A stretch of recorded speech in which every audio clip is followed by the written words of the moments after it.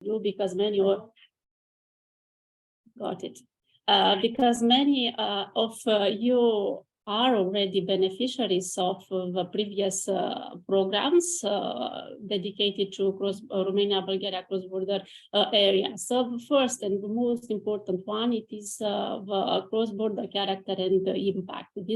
So all the projects that will be selected, contracted and implemented within this program will have to demonstrate a clear cross-border character and impact. Also, the project should contribute to the program indicators as they are set by the program and the call of applicants, and to integrate as much as possible the core values of new Bauhaus, the no significant harm principle, or equal opportunities, transparency, and green procurement.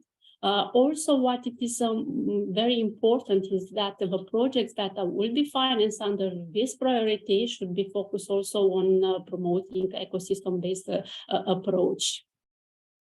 And now coming back to the cross-border character and impact, for fulfilling this obligation, the partners or the projects should demonstrate that the partners cooperate in developing and implementing the projects, but also in joint staffing and joint financing. The project are not observing these rules will not be selected for funding, but will be rejected from the beginning, starting of the assessment process. What it is important is to know that during all the stages of the project, during the pre-contracting, contracting, and implementation phase, in case modification appears, these elements will be reassessed, and if they are not observing the initial rules, the project will be rejected. Next one, Bogdan.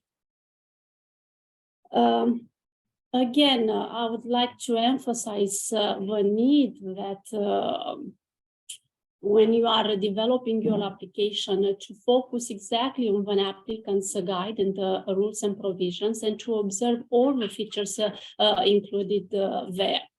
In this respect, I would also like to mention something related to the type of operations. You should identify in the program, in the electronic system, in the abbreviation section, exactly the type of operation, if it is soft or hard. You have also included, we have also included in the applicant's guide an example for you to understand exactly what we are saying, because we need to identify your application in order to evaluate it according to the set features.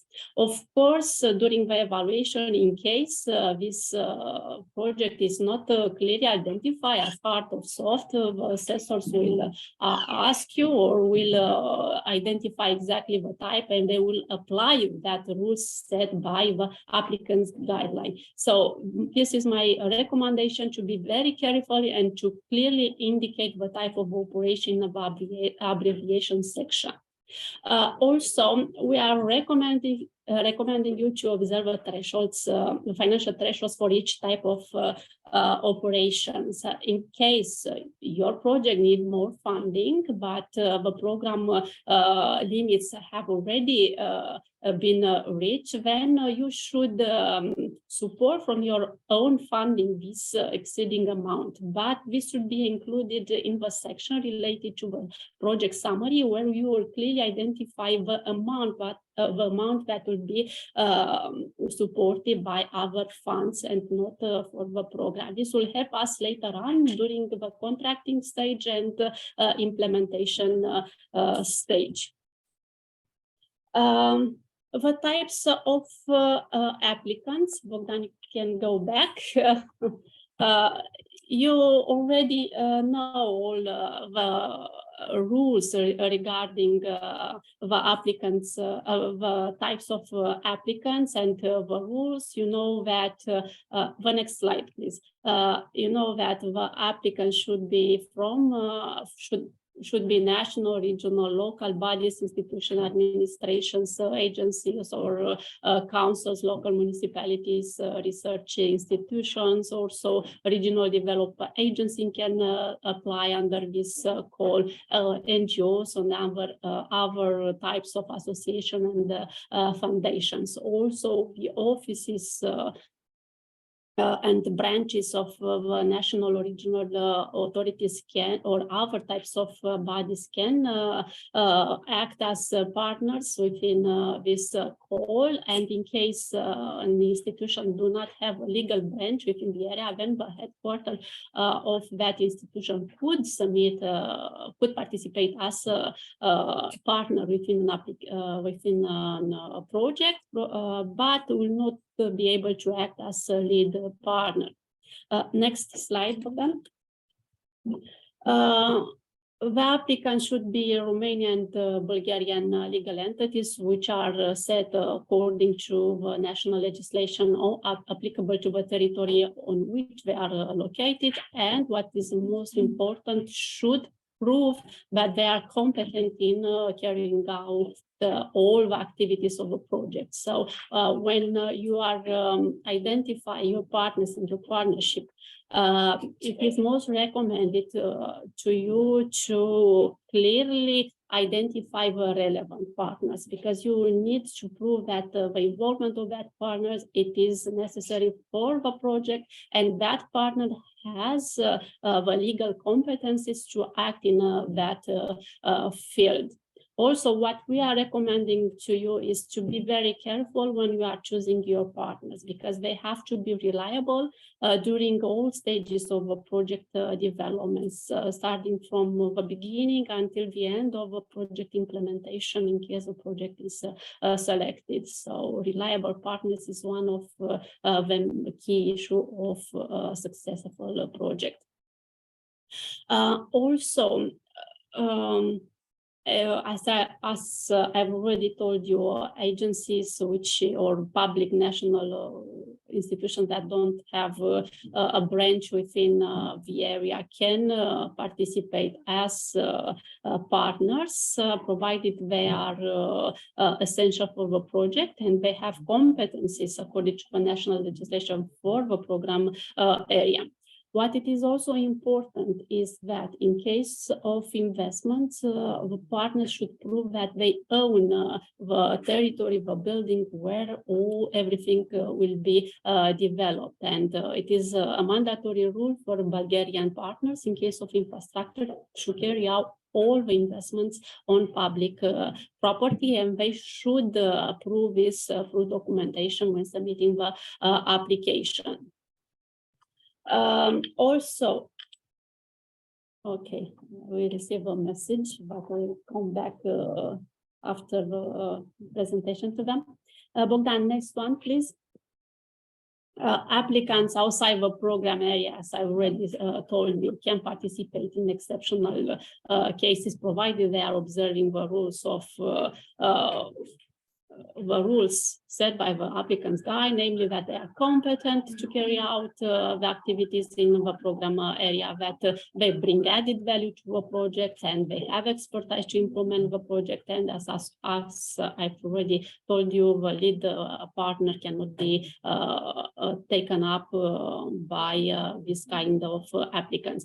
Also, we allow in this call to have associated partners, but this must be outside Romania and Bulgaria. So, but they will not receive RDF funding or any kind of money within the project.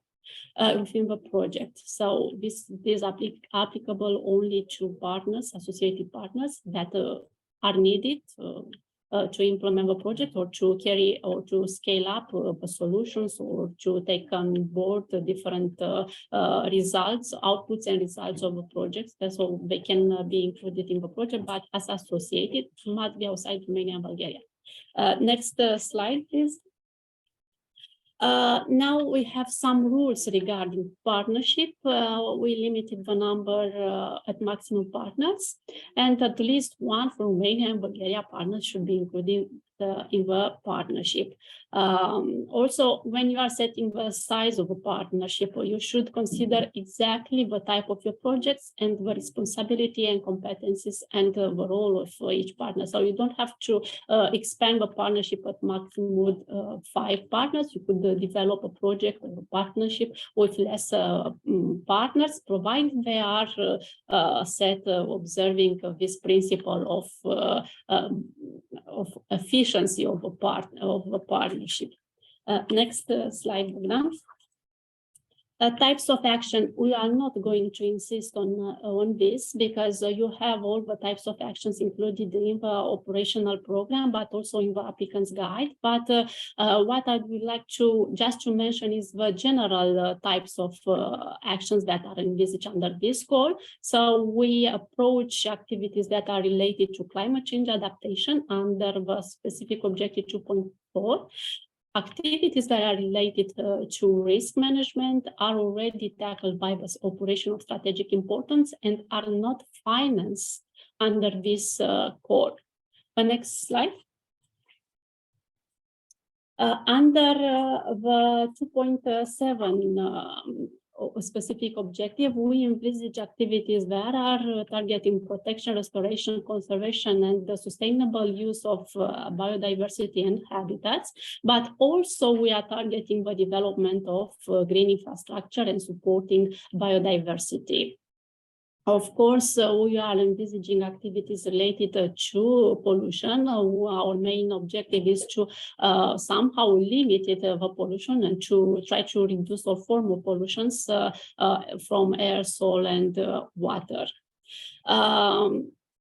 What it is important to mention is that this specific objective is approaching nature. So everything should be green. That's why when you are developing the project, should have this goal in mind.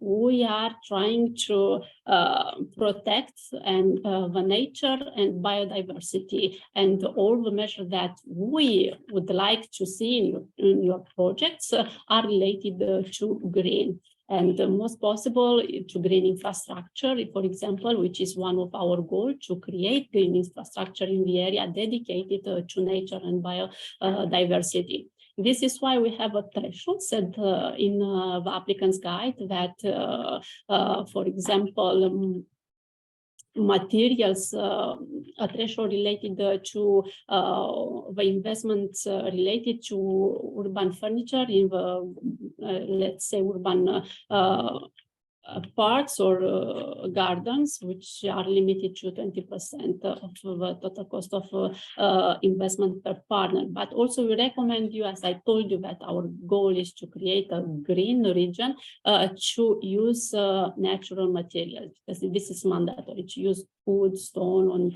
or every other kind of materials that are friendly with the environment. Otherwise, they will not be eligible under this call. So be very careful when you are trying to develop the activities and the costs that this principle is observed by you. Next one, Bogdan. Again, I'm a fan of this specific objective because I'm a true nature friend, and somehow I'm connected with all these kind of actions promoted by the applicant guide and by the program. Again, what it is very important for everybody is that when you are developing the projects, to make sure that in case you are planting trees or plants and so on, you should check that plants and trees are not invasive species, that you are looking and using local ones, because what we are trying to do in these projects, or what we would like to see in your projects, is to promote local biodiversity. And also, in case you like to construct something or you have landscaping, you will have to identify the most friendly approaches. You should focus on protecting the biodiversity, the natural pollinators, to develop green areas, but but also to limit the investment that are not friendly with the environment. For example, to limit the level of artificial soil treatment, because these are not friendly with the environment and may put in danger different species of biodiversity, including from pollinators. As I told you, the main goal under this specific objective is the development of green infrastructure and the reduction of all forms of pollution. That's why we are encouraging you to try to include these types of activities within your projects, because these are so flexible tools that can be very, very nice included in your projects. Next one, Bogdan. The location of activities. We are encouraging you to actually to implement all the activities in the program area, and you should demonstrate that the activities that you are developing are in the benefit of a program area and contributing to the program objectives. However, in exceptional cases, we could accept some of this activity to be outside the program area, but this must observe very clear the following rules: must be in the benefit of the program area, must be essential for the project, and must be explicitly identifying the application form. What it is not allowed, it's related to investment activities. All the investment activities, namely equipment, infrastructure works, must be carried out in the program area and not outside. In case we have this kind of activities outside the area, they will not be eligible under this form. Next one, Bogdan. Now we reached another point in our presentation. It is a technical description of the project. You are all practitioners, so this image is not something new for you, but it is something that you have been following for the next 14 years. So the project needs to be to follow the logic of intervention. You should start when developing your project from your needs, your challenges, and this should be connected with the program challenges and the needs, the territorial needs of the program.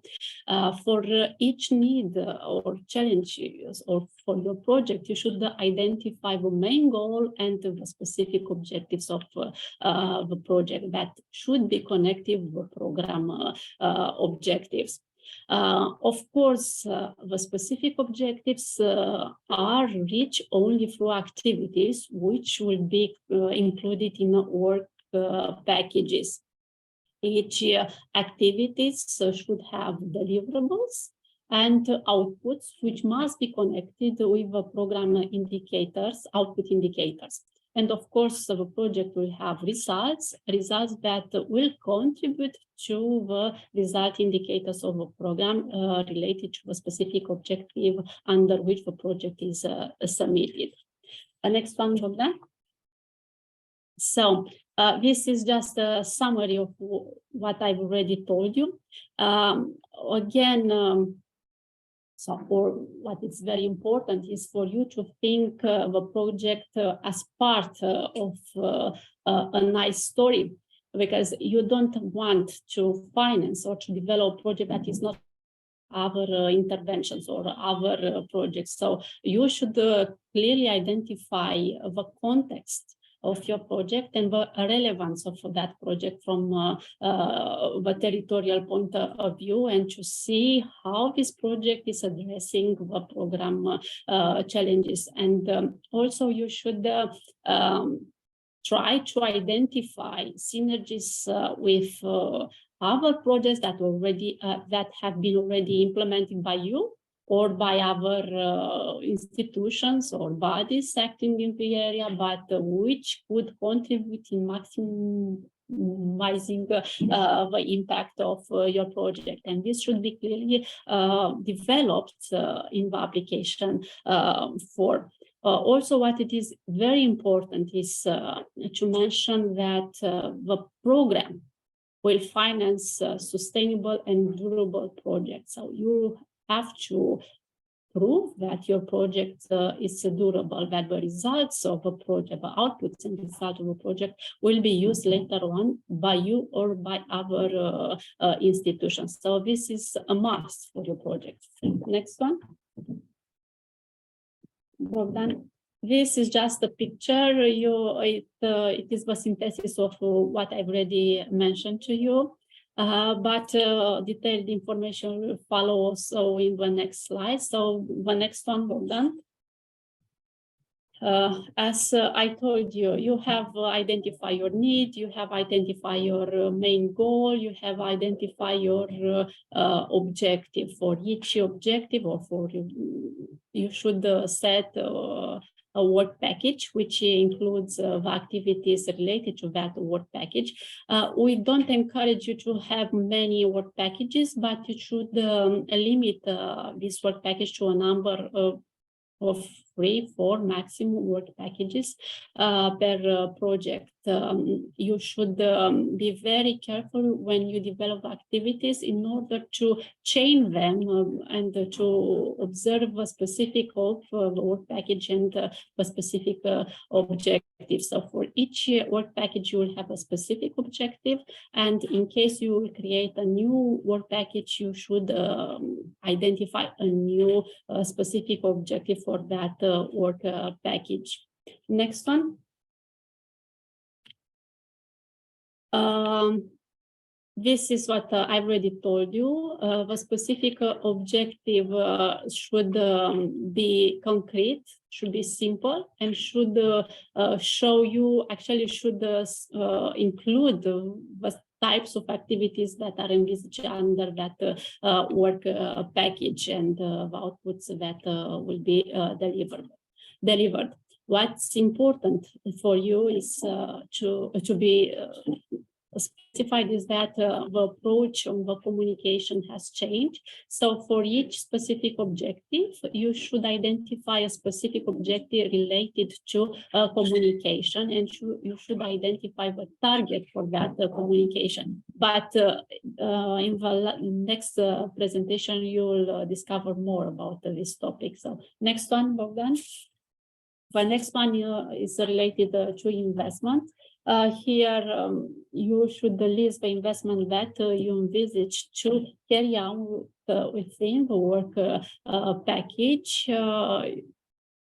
You should also take into consideration the fact that for investment that have a lifespan that lasts more than 5 years, you should provide information regarding the climate proofing, but also this will be detailed later on. Next one, Bogdan.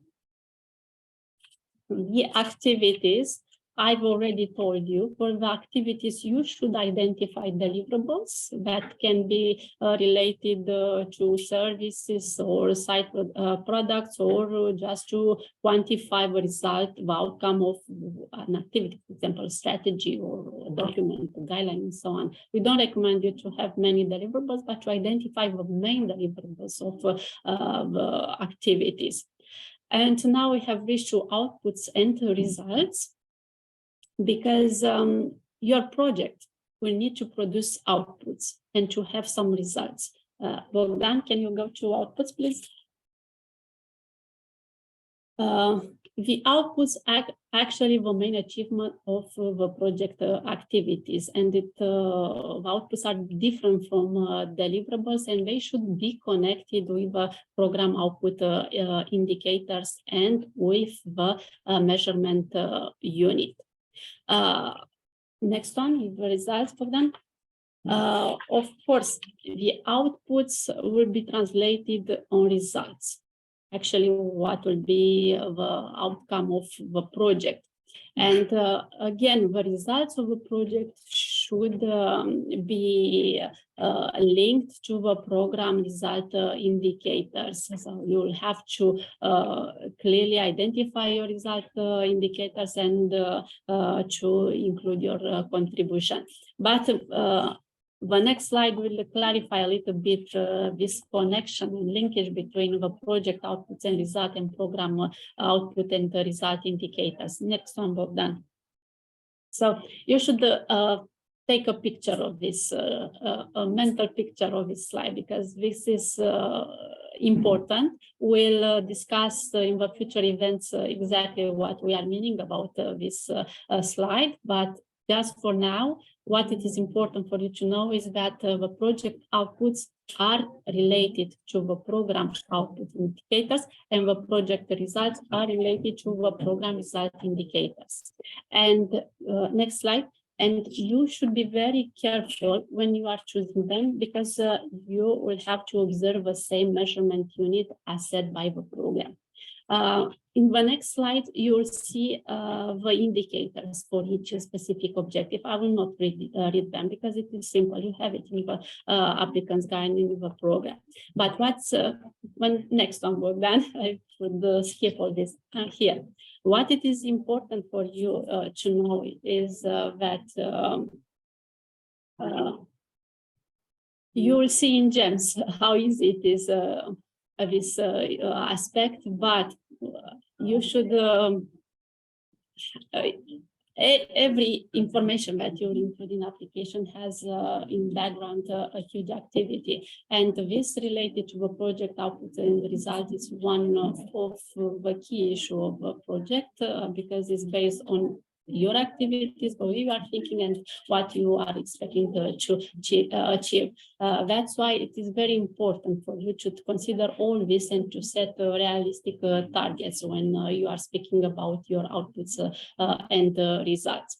Your the outputs and results must be linked, as I said, to the indicators. But in the program, the indicators are paired. You'll have one output indicator correlated with one result indicator. So this pair should be observed. You cannot break it. It's like a marriage between the indicators. If you choose an output indicator, you must choose the result indicator correlated without output indicator.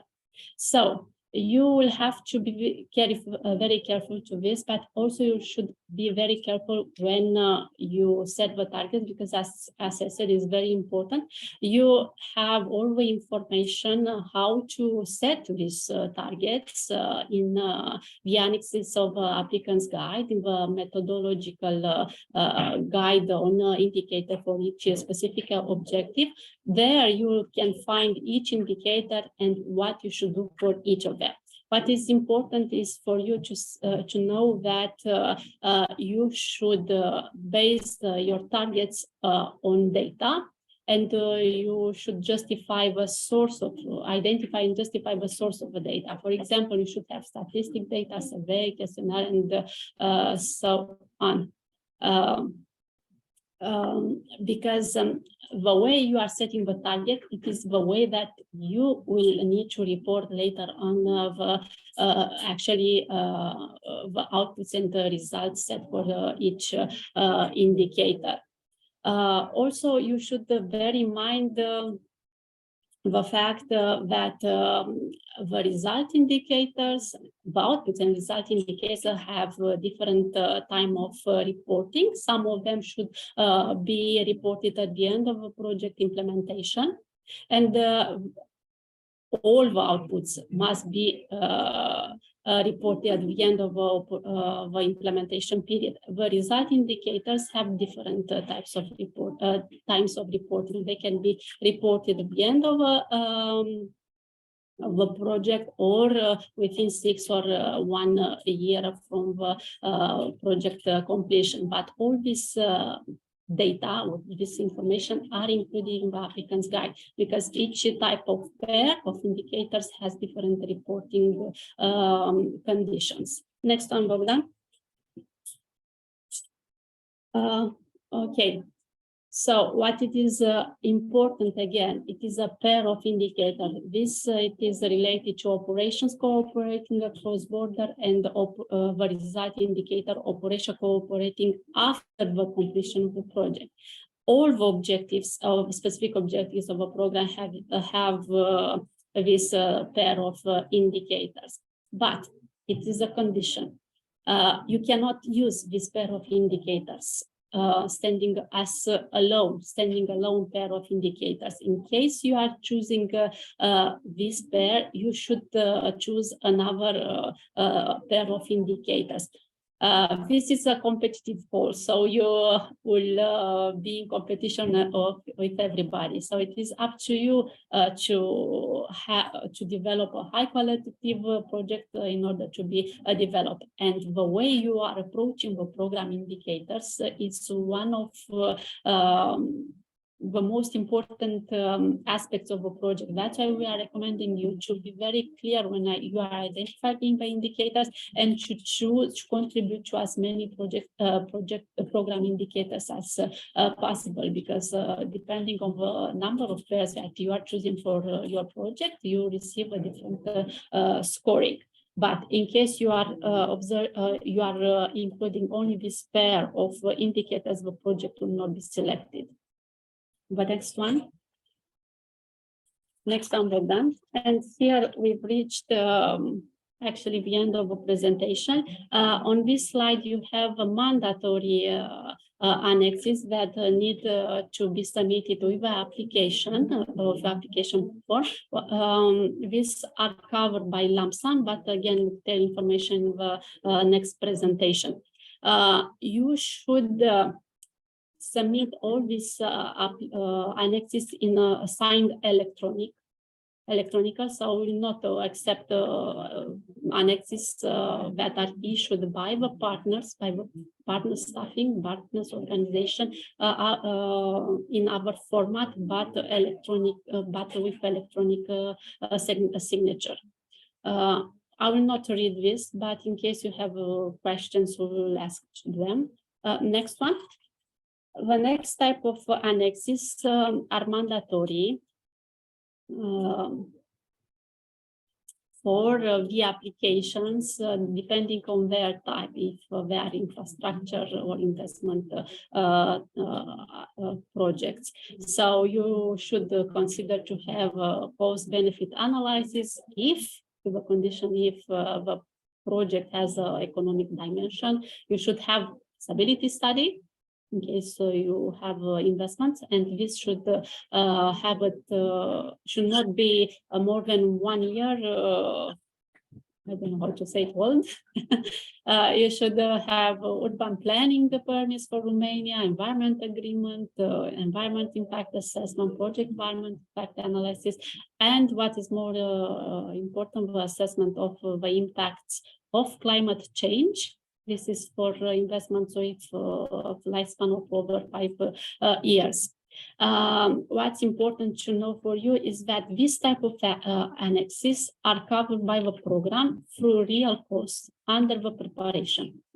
So in case you will have such documents, you can request them as a real cost. And the last slide, Bogdan, this is actually what we are planning to do for you. At the beginning of June, you will have an online tutorial on how to use GEMS, and you'll have plenty of time to watch it and to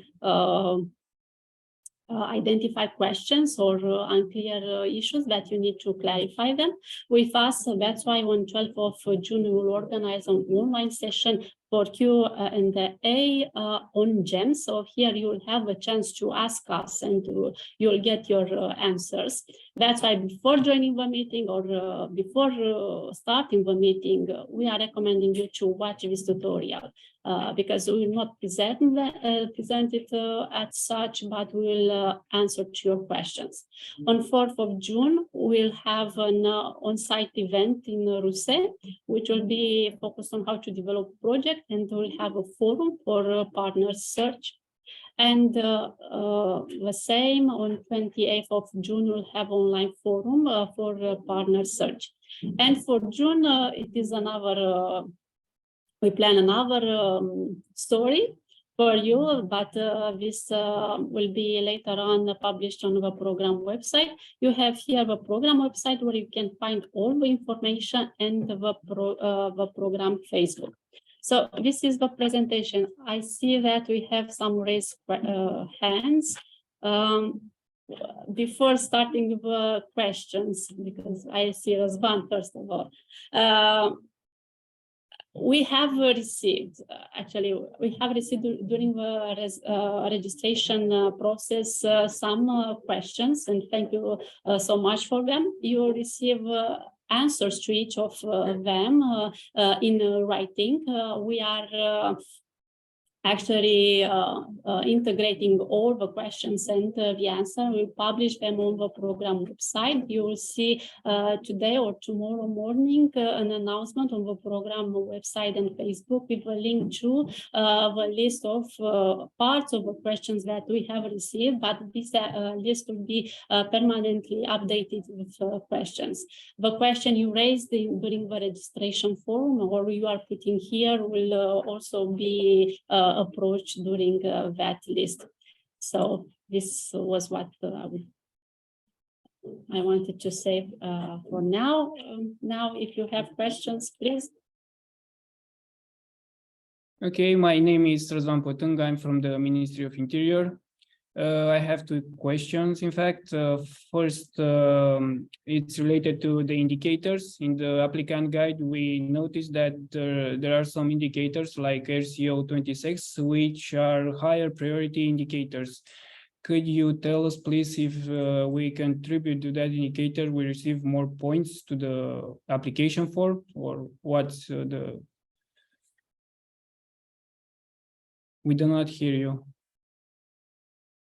So you have an evaluation grid, and there for this call, you will see the way that we are scoring the contribution to the indicators.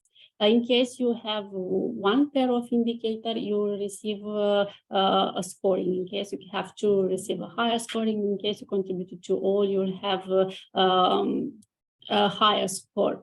What's important for us is for you to contribute to the green infrastructure indicator, and the pollution indicator, because these are a priority for the program, and that's why we are encouraging you to include such type of activities within your project. Because green infrastructure, for example, it is a type of, it is a tool that can be easily integrated within your projects, and it is easily approached by the specific or this specific objective.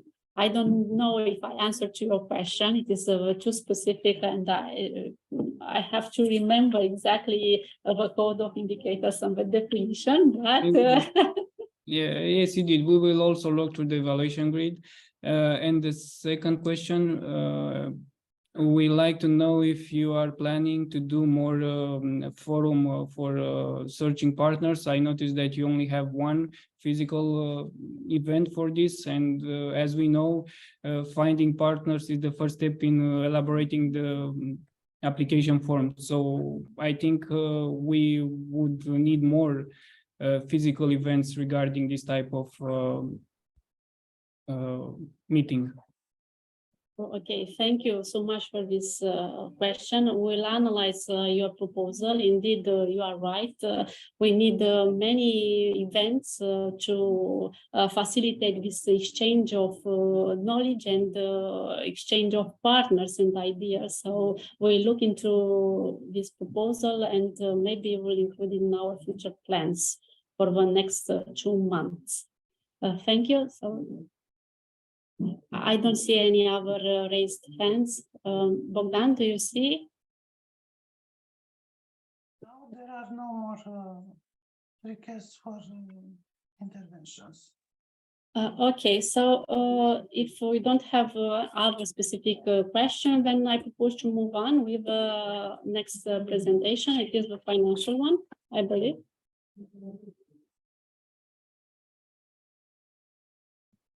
In the next presentation, we'll just present you some information regarding the budget and the financial and the budgetary issue. The next slide, Bogdan. Okay.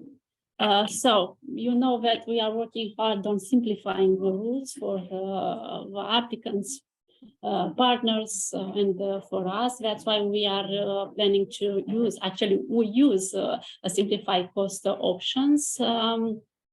We will use the simplified cost option for project preparation, staff cost, travel and accommodation, office and administration, and project closure.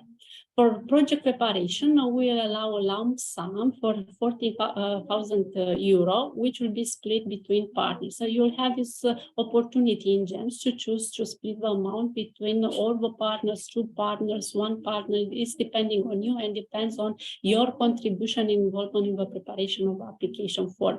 This amount covers the costs related to the developing the application and the mandatory annexes for all projects. Actually, our mandatory annex is A. For B, that are related to technical documentations, feasibility studies, environment, and climate proofing, you could ask them through real costs. But this implies also a little bit of attention from your side, because you should include these costs as real within the first implementation period, and you should request them to the national control in the first project report, in the first partner report. Otherwise, they will not be reimbursed by the project. When you are, in case you have real cost for preparation, you should include them also in the budget and the activities. You should identify clearly the activity and the investment to which this cost is related, and to planning for the first period of implementation. So this is actually the rule for you to observe in order to receive the cost as real. Of course, being real cost, you will have to justify it. So you will have to provide all the documentation that will be verified by the national controller. For the staff cost, we'll have a flat rate of up to 20% from external expertise and services, equipment, and infrastructure and works costs. You should be very careful when you are choosing this percentage, because this is the maximum. But based on your needs, you could choose any other different percentage, starting from 1 to 20. It is up to each partner to check and to identify their real needs. It is our recommendation to do so, because you don't want to block a part of a project budget under staff costs if it is not necessary, but to use this money for technical activities, for implementing actually the project. The travel and accommodation, office and administration, again, are flat rate from the staff costs, and they're up to 15%. Again, each partner should set the percentage according to their needs. They have this freedom and this possibility to choose from 1 to 15. For project closure, you will actually reimburse a lump sum of 6,500 euros. Again, this can be split between partners. And they are covering the closure activities of the projects and the reporting process of results of the project, and the drafting of the final report. And the real costs, which are used, Bogdan, the next slide, which are used for external expertise and service costs, equipment, and cost for infrastructure and works. Real cost means that you should justify each of them through documentations to the national controller.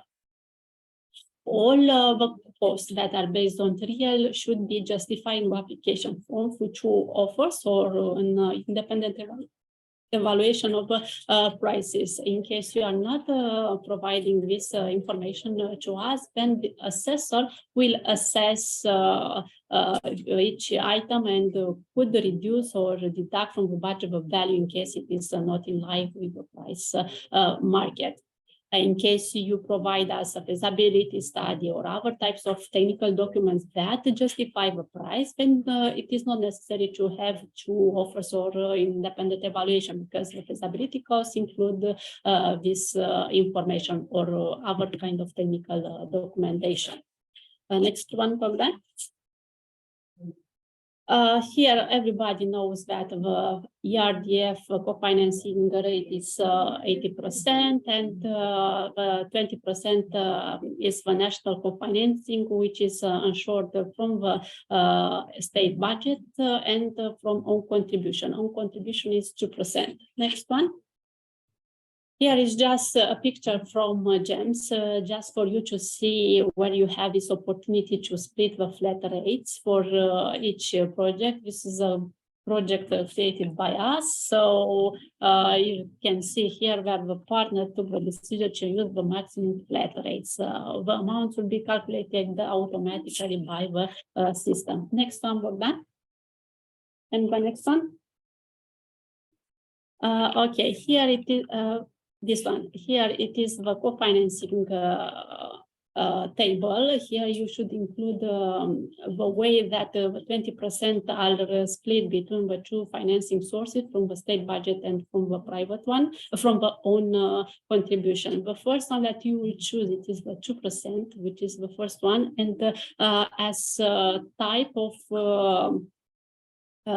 sources, you should choose private or public, depending on the type of the partners. The next one, you should add it, and it represent the 18% that are from the state budget. You should include there this statement that it is from Bulgarian or Romanian national budget, and it is 18%. It is calculated automatically, but you below it is right now it is in red mark, but you will have to introduce by hand in the dedicated section. And the next one, it is dedicated to lump sum. Here you have a button where you can choose the two types of lump sums. You can choose for each partner the amount related to their contribution. We recommend you to observe a threshold of each lump sum. So when you are adding in the budget, not to exceed the amount. And this is actually the presentation from the financial perspective. The next slide will include only the reference documents. So we should look into the list of eligible expenditure B, and which is posted on our website. All this presentation will be published on the program website. Our colleagues will submit in the upcoming days also a link where you can find them in order for you to be to access them more easily. So if you don't have questions regarding the financial issues, I propose to move on. We have from Ms. No. We don't have questions. Okay, I have a question. Yeah. Regarding the external expert, I would like to understand if as an external expert could be, I don't know, delivered from the same institution. As an example, if we have a workshop for elaborating a document, and we need only for that workshop an expert from our same institution, but it is not included in the project management team. Can we provide for him, I don't know, the accommodation and meal from the external expert? As the fact is that travel and accommodation budget is very low. Well, this is a very technical question, but as far as I know, is that the office and administration costs are including the project must cover the staff of the partner. So if they are inside the partner, they shouldn't. They must be covered by this line. If they are outside the partner's institution, they can be included under service and accommodation, service and expertise. But we'll come back later on with also give an answer to this question on the Q&A. Okay, if our colleagues from JS can help me or have something to add, they're happy to join me. We will think about this, and in the next period we will prepare the answer. Yes, we have Madam Stanoeva. Hello. I would like to ask, can we appoint as a staff member a person from the associated partner? No. No. No? Actually, staff, well, associated partners are outside Romania and Bulgaria. In case you have this, you should include the cost to a partner. So if you are including the cost related to the staff under the cost of the partners there, you can include it there, but you could do so, but there will be from flat rates. I don't know. This is actually surprised me, the question, because we didn't thought of this, but it is a good one. So if you could leave us also in writing, it would be very helpful for us.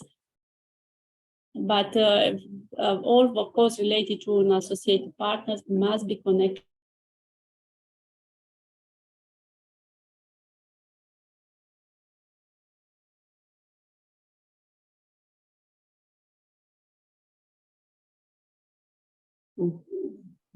Okay, Sveto.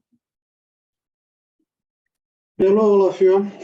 I have a question about the independent evaluators. If we have a list of independent evaluators in Bulgaria or in Romania that could be used for the offers, because I see in the manual and now in the presentation that is eligible to have independent evaluations of our offers or something like that.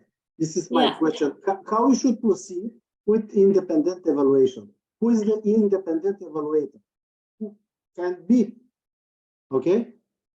Yeah, these costs are included in the lump sum, so will be an extra that is outside of that can provide an independent opinion about the prices you are including in the application form. They can make a market research and they could state that an item cost, I don't know, based on market research, a laptop costs 1,000 euros. So we need this. Can be everybody, can be an expert that can do this and will assume that document. Understand. Okay. And another one question about the offers. Because in Bulgaria, according to the Bulgarian law with public procurements, we can make a market consultation in the Central Administrative Informational System, and we use these offers that are taken from all of the companies from Bulgaria in this system. This will be eligible in the program because this is the way that we are working with the program, rural program from Bulgaria. So this is another question. So if there are two offers obtained online via email and so on, you can use them. It is no. So you can even use the print screen from different sites. If you are looking for a pen, for example, you will go and look in on the sites and you will have two print screens saying that this pen costs €1 there and €2 there, and the amount will be €1.5 for that pen. So you can go also on this. You're open for all of them, I understand. And the last one, the third. Yeah. This is more technically. About the reforestation, if we have to buy trees and to plant them by ourselves, the trees, the acquisition of the trees, what kind of procedures? It will be like we are buying equipments or services. This is another question, because if we have a procedure to buy a trees, probably we should have them or in service or in equipment. If we put them in equipment, and probably we want to buy some tractors, some inventories for the planting, and we want to stay in the soft measure, not in the hard measure, it could be a problem. This is very interesting. If we okay. It is a very good question, Sveto. We should look into it, and it is very technical. I understand what you are trying to say, that you want to buy the trees and what to include it in the budget. Maybe you could, we should consult, I would consult our colleagues and provide you an answer to this. So if you could write it through an email, would be very useful for us to explain exactly what you want in order to give you the best advice. Thank you. But it is a very difficult one. Okay, Okay, thank you. Do you have other questions? There is a question sent on chat from Mrs. Okay, if, Ivanova.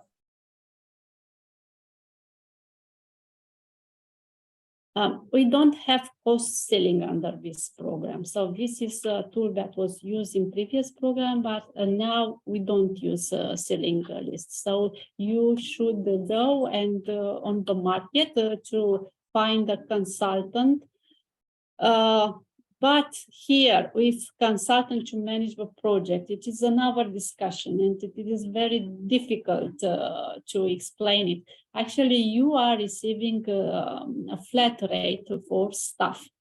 We allow in the applicant's guide only in very duly justified question to have some expertise for managing the project, but only if you need some specialized services. So in case, if this is the case, then you should clearly mention this, but be aware that in case you make this choice, you should very carefully choose your percentage of staff cost.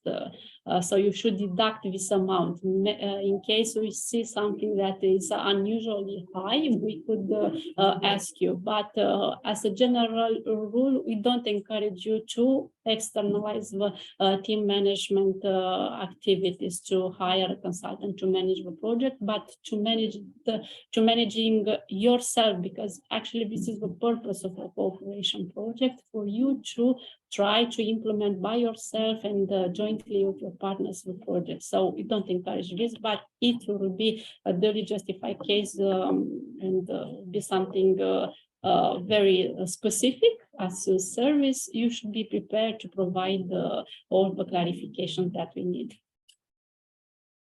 Thank you.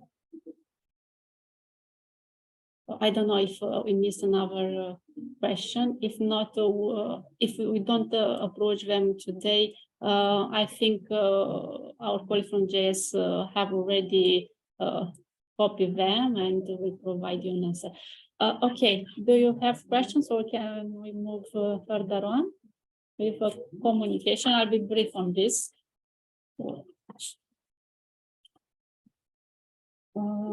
We're done with the communication presentation. I will not enter into details because you have all the information in the applicant's guide and in a document, which is a guideline for you, a communication starter kit, where you can find everything. We recommend you to read this document before starting the development of the application, because you will see which are our expectations from your side in terms of communication. So Bogdan, move the first slide. As I told you in my first presentation, the communication activity has changed. Actually, the approach has changed, and you should set a clear objective, communication objective for each working package, and should identify the audience, the target audience. This is actually here. It is in GEMS where you have to include this information. Next slide. Also, you will have a section 7.3 you must provide some general information regarding the communication. Here, you should explain in general how the communication is organized at the level of the project, which will be the part of the communication officer, of a strategy for communicating internally or externally, and all your arrangements and other kind of communication tools you intend to use that are not are related to general communication. Next one, Bogdan. As I told you, I will not read the information for the applicant's guide, but what's important for you to notice is that right now we have a limited list of items that can be used as promotion. We have included also a limit of flexibility. You will be allowed to identify by yourself 3 items, maximum 3 items for promotion that can be used, but these 3 items are set at the level of cooperation. So be very careful when you are identified in order to make sure that they are linked with the specific of the project. You are not forced to use our list. If you want to use it, use it. If you don't want to use it, you can limit to that free. If in case you like to use one of the items included in the list, it is up to you. Also, you should make sure that you plant trees, because we have also this rule in the applicant's guide for you to plant a tree that is not from the invasive species, but it is a local one. Can you move one, Bogdan? Again, as I told you, in the project communication guideline, the starter kit, you will find everything that you need for you to develop your project and later on to carry out your communication activities. We don't envisage, however, or don't encourage you to develop a new website only if you really need it. So you should focus on using the previous website developed by the projects, if they were financed under the previous programs, or to use your institutional website. Otherwise, so you are free to use as much as possible social media and all these social channels as Twitter, LinkedIn, Facebook, and so on. It is up to you. But in the communication guideline, you will have all this detailed information how to approach each communication tool. And also you will find there information regarding the mandatory number of events that you need to organize within your project. Bogdan, go to the last slide, because there our participants can see exactly this one, the last one, this one. Here you have 2 documents which are available for you on the program website: the communication starter kit and Go Green. This is a guideline on how for you to become green and how to consider this principle in your application. We are recommending you to read them before submitting the application or during the development process. So this is all about the communication. In case you don't have questions, I propose to move on.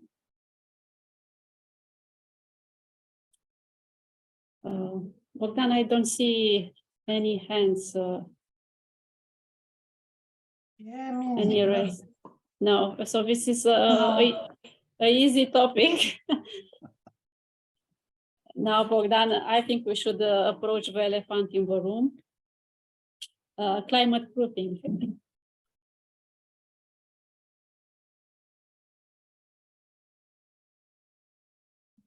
This is the hottest topic of the last 2 years. It is, I understand, and I understand the fears of many of you, because we have received already many questions regarding the climate proofing. So we'll try to give you some guiding lines on how to approach this activity. But this depends also on you and your technical expertise that you included within your teams. So Bogdan, can we start with presentation? Yes. Okay. So the first slide, because this is actually why we are requesting this. This is a legal provision, including in Interreg regulation. We said that all the projects that are selected for funding, which are including investments in infrastructure, we can expect it a lifespan of over 5 years, should have an assessment of expected impacts of climate change. So this is mandatory for all the projects of this kind under all Interreg programs. And this is mandatory for all projects that are financed by the European Union through European funding. So it is a rule that has become mandatory for everybody. It is difficult to start this field, but it is new for many of us, but its history started maybe 10 years ago when they noticed that the investment that should be done through public funding should be sustainable in terms of time and should be last at least the lifespan of the investment. For example, if you are constructing a building, you should, from public money, you should make sure that that building will be capable of facing all the climate change changes during its life life of more than 50 years. So more than 50 after 50 years, this building should be still in use and not affected. Catastrophic affected by the climate change adaptation. So this is the main thinking beside of climate proofing. Next slide, Bogdan, because this slide offers you a very important technical guidance. This is a European Commission notice. It is on climate proofing of infrastructure, that it is used also for all the other programs, not only for Interreg, but also for the mainstream programs or recovery and resilient plans and so on. So you should go and download this document and take it on board. You have to read it. I know that will be complicated in the beginning, but if you are really into it, you'll see that it's actually very interesting and very nice. This guide, Commission notice, offers you all the definitions that you need, all the terms, in order for you to understand what we are expecting from your side. Next slide, Bogdan. Well, in applicant's guide, we have you have some requirements you should include in work package, as I already said in the application form, a general description of the way you are general description of the impacts of climate change, but this description should be based on the assessment of the expected impacts of climate change that was carried out by the partner by itself, by its team, or by an external expert. It is your decision to decide the format, provided that all the information set up by the Commission guideline is observed. This will be checked during the assessment process, and in case it is needed and it is not provided, then the project will be rejected. Also, we recommend you to use a technical expert from your institution or from outside institution, but you need a professional judgment on the environment aspects, because you will need to provide high quality documents.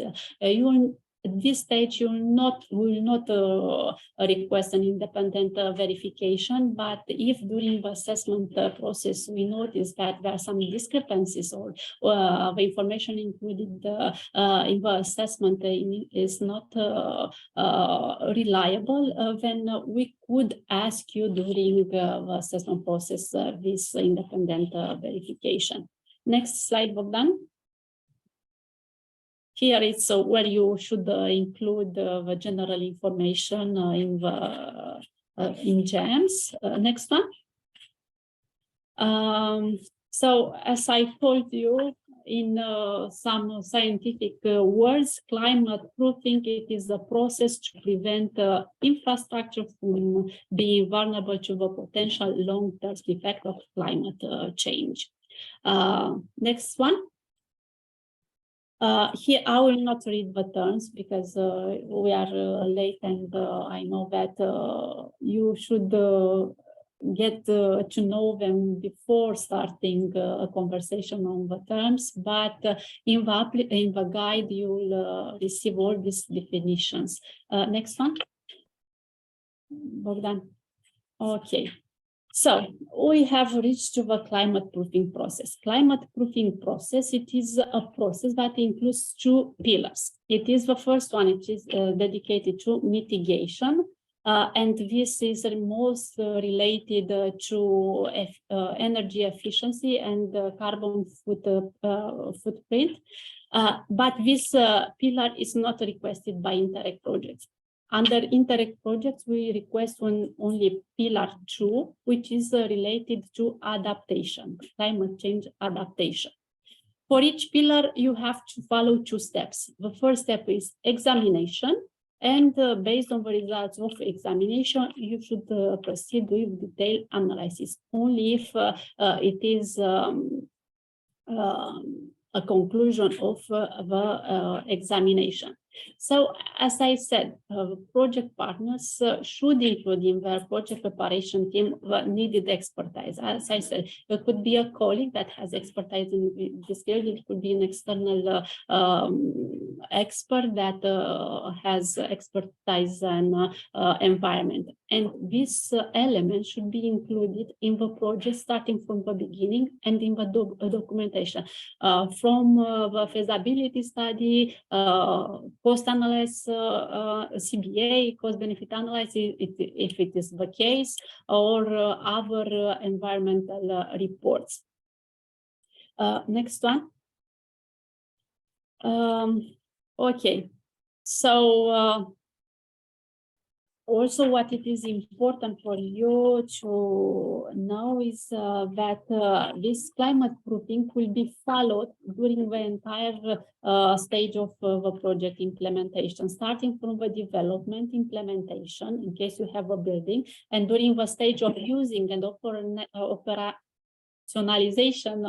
of that building, and maintenance, and so on. So you'll follow all these climate proofing elements during the entire lifespan of that investment. Next one, we're done. This is actually the main core of climate proofing process, and you can see here the 2 pillars I've already told you. What it is important for us is climate resilience, adaptation to climate change. Next one.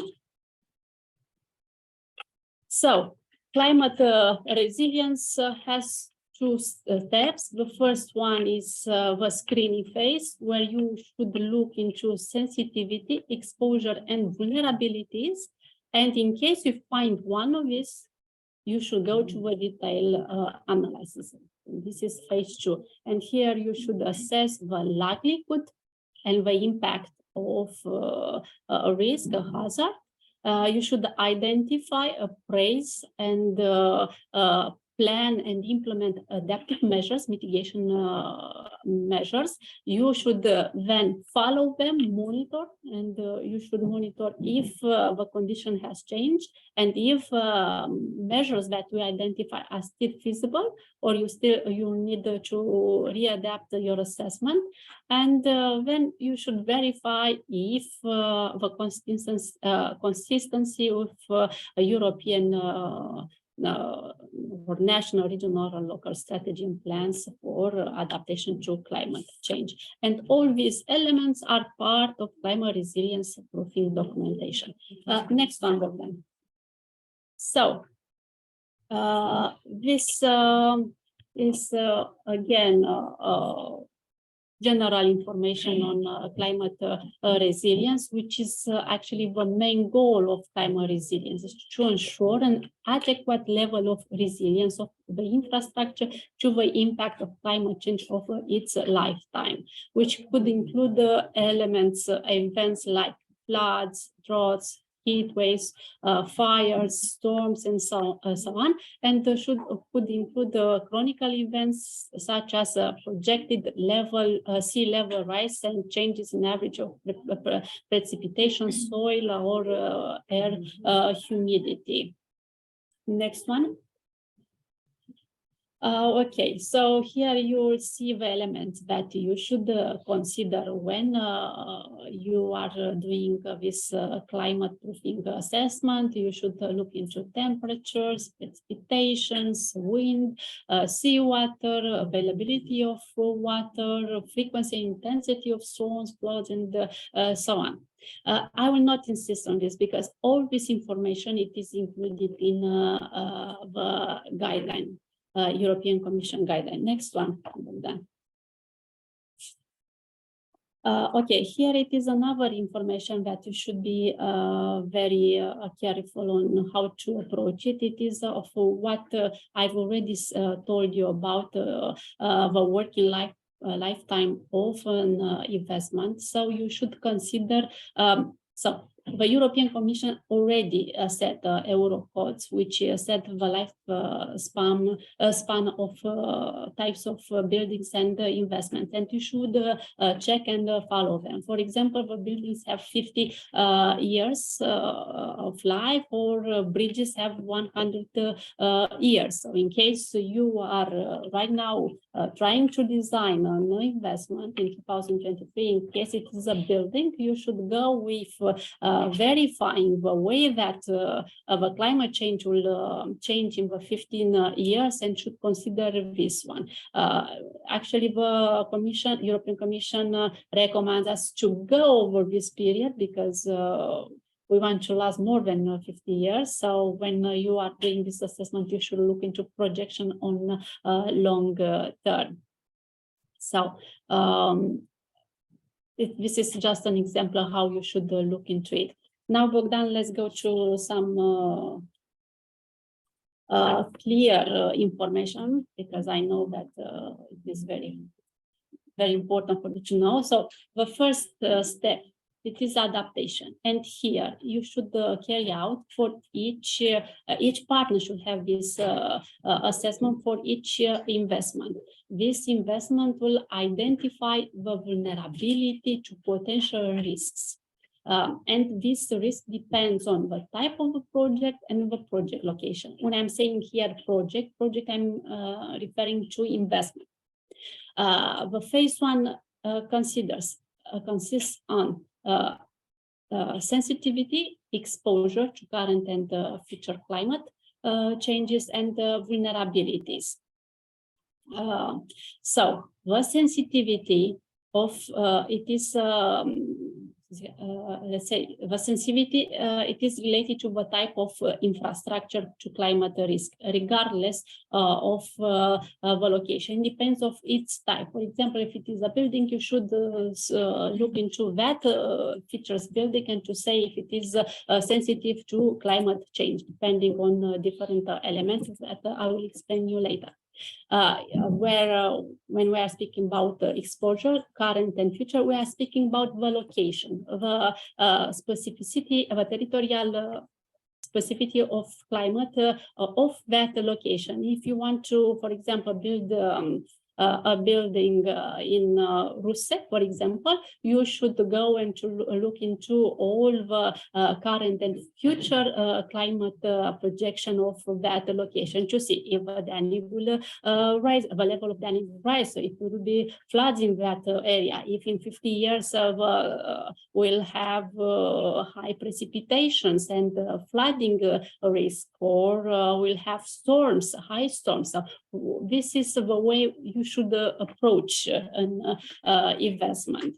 If during this analysis, when you are identifying the sensitivity and exposure, you will calculate the vulnerability. If that type of building in that specific location, it is vulnerable to some risk, if you identify that there are no vulnerabilities, then you should stop to this process. But if you find out that it is at least one risk that will have a medium or high impact, then you should go with the detailed analysis. Next one, Bogdan. So this is actually the image of stage one. Here you have all the elements that you should look into it. I will not read it. I will let it for you like a homework for the next meeting to discover new questions.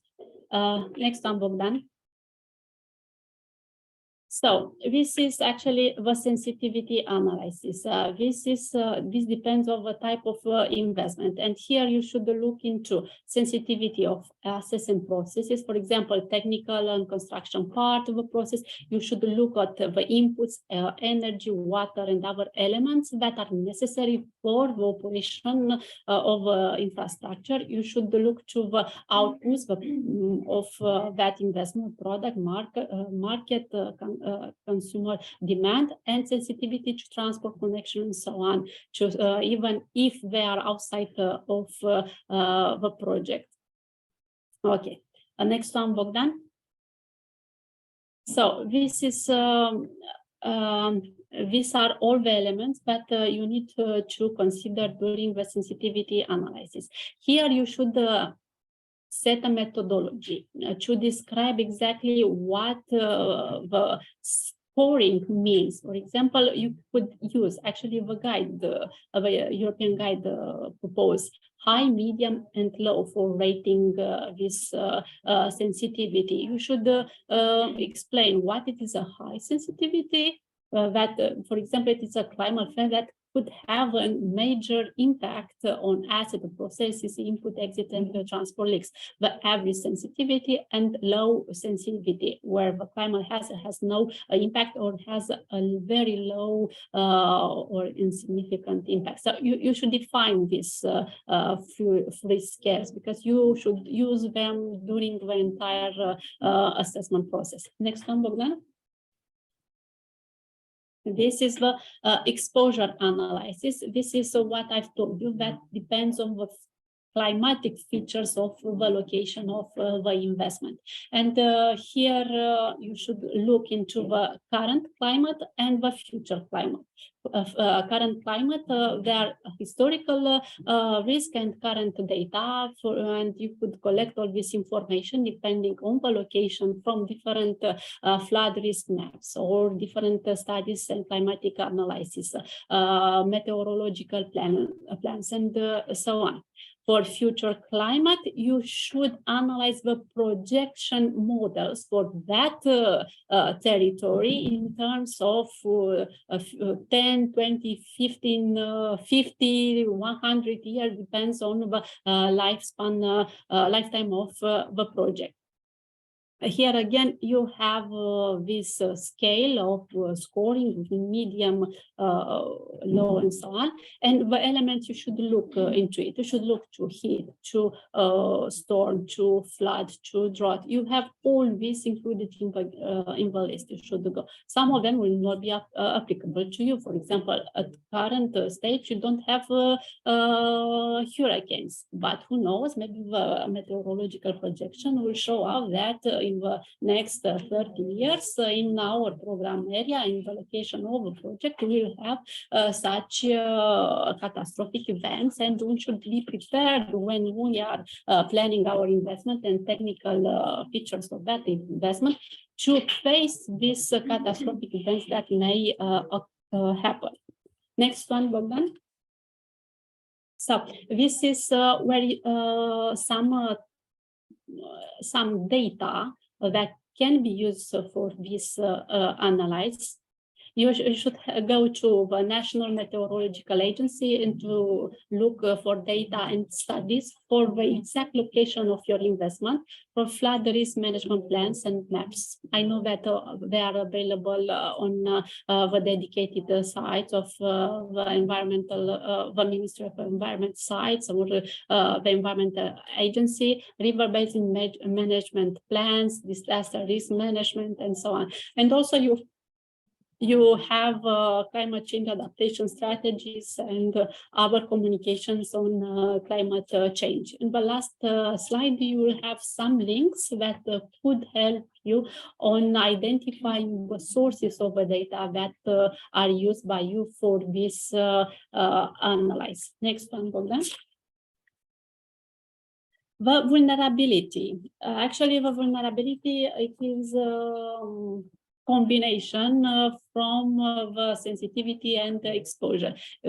On this slide, it is just an example. We could consider a formula like, for example, the degree of vulnerability equals the sensitivity, degree of sensitivity multiplied with the degree of exposure.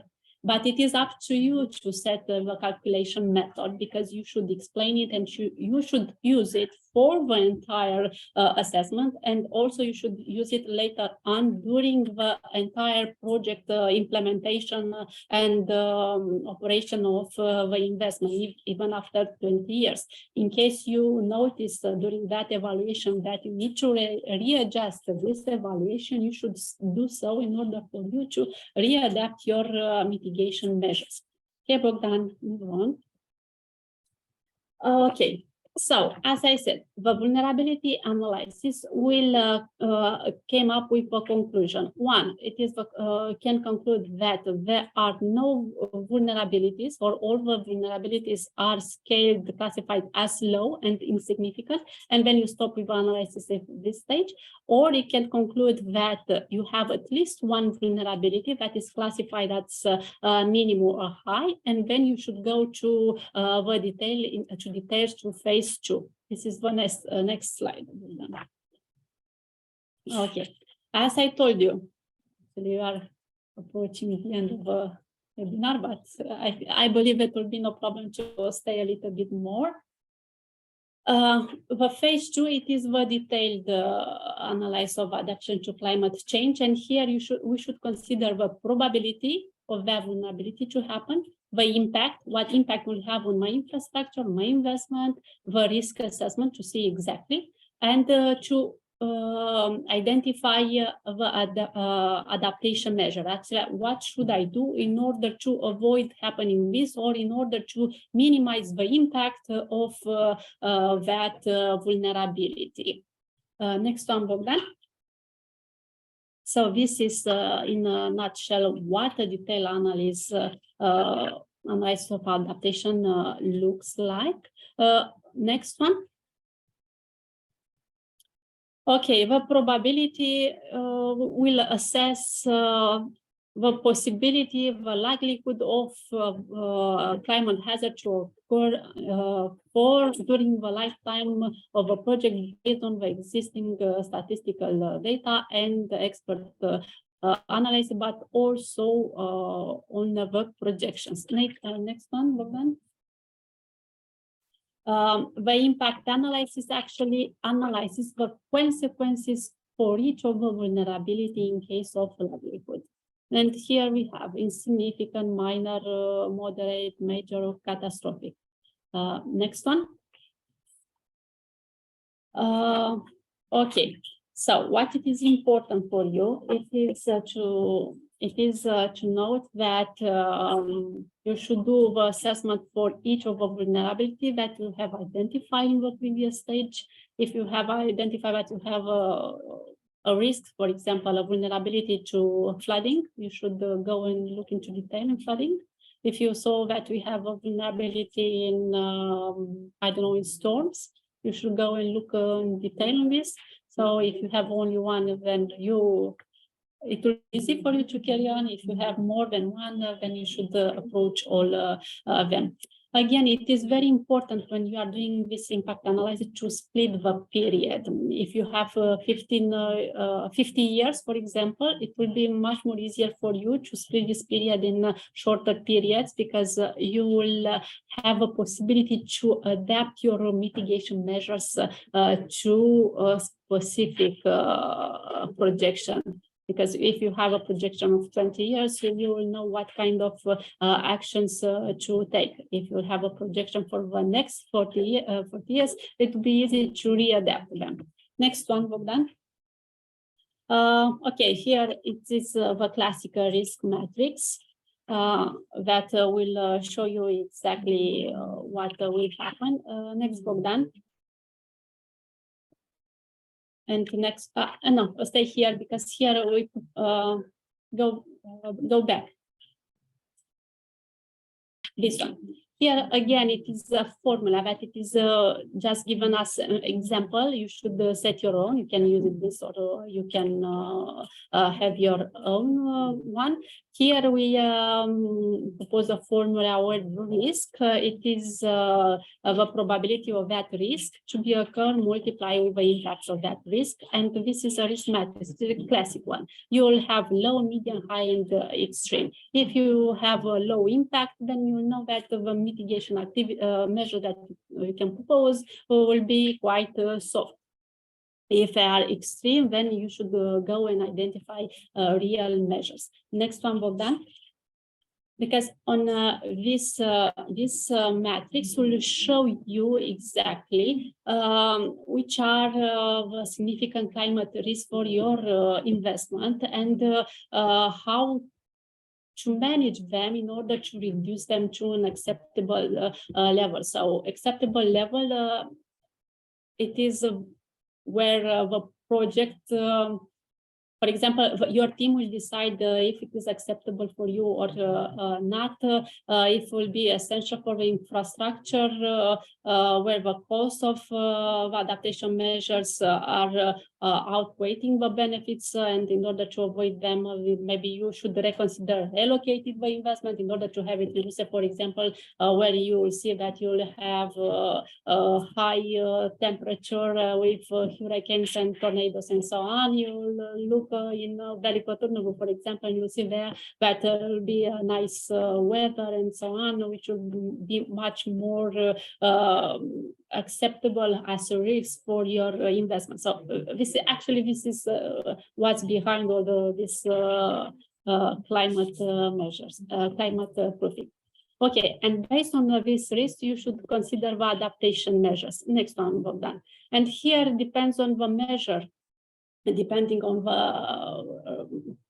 the impact of that risk. So you can consider a combination of structural and non-structural measures. Structural measure includes changing the design, the specification of a physical asset of investment building and so on, and to come to improve alternative or to adopt alternative solution to improve the solutions. And non-structural measures are quite soft ones, which are related to improving monitoring or emergency response program, training, skills transfer, and so on.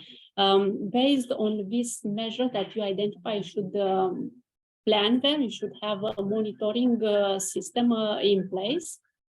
And next one. Hold on. And this is actually how the adaptation measure should be approached. Next one. The adaptation planning and the monitoring should happen during the entire life of the project, of the investment, for 50 years, I don't know. And here you should look should plan from the beginning of your future assessment and projection, and to identify different trigger points or threshold that are likely to be reached, and where you need to go back and identify additional adaptation measures. Next one, Bogdan. This is another stage in this climate proofing exercise. It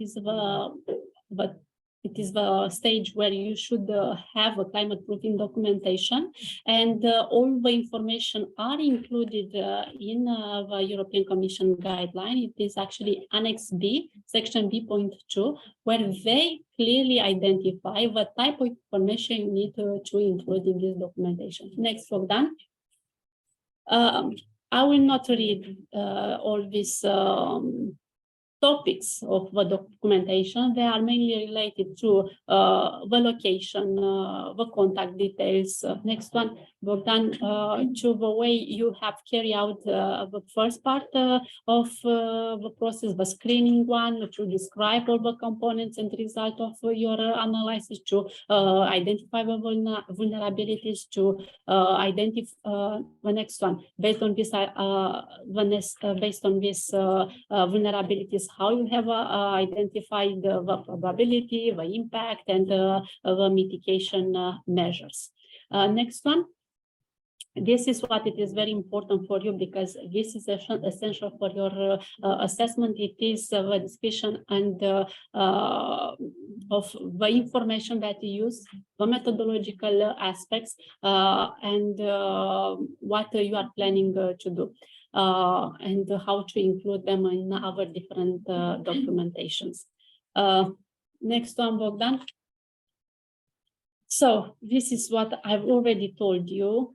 That you will need to have this climate proofing assessment done by somebody from your project team with expertise, or by another external expertise, if it will be the case.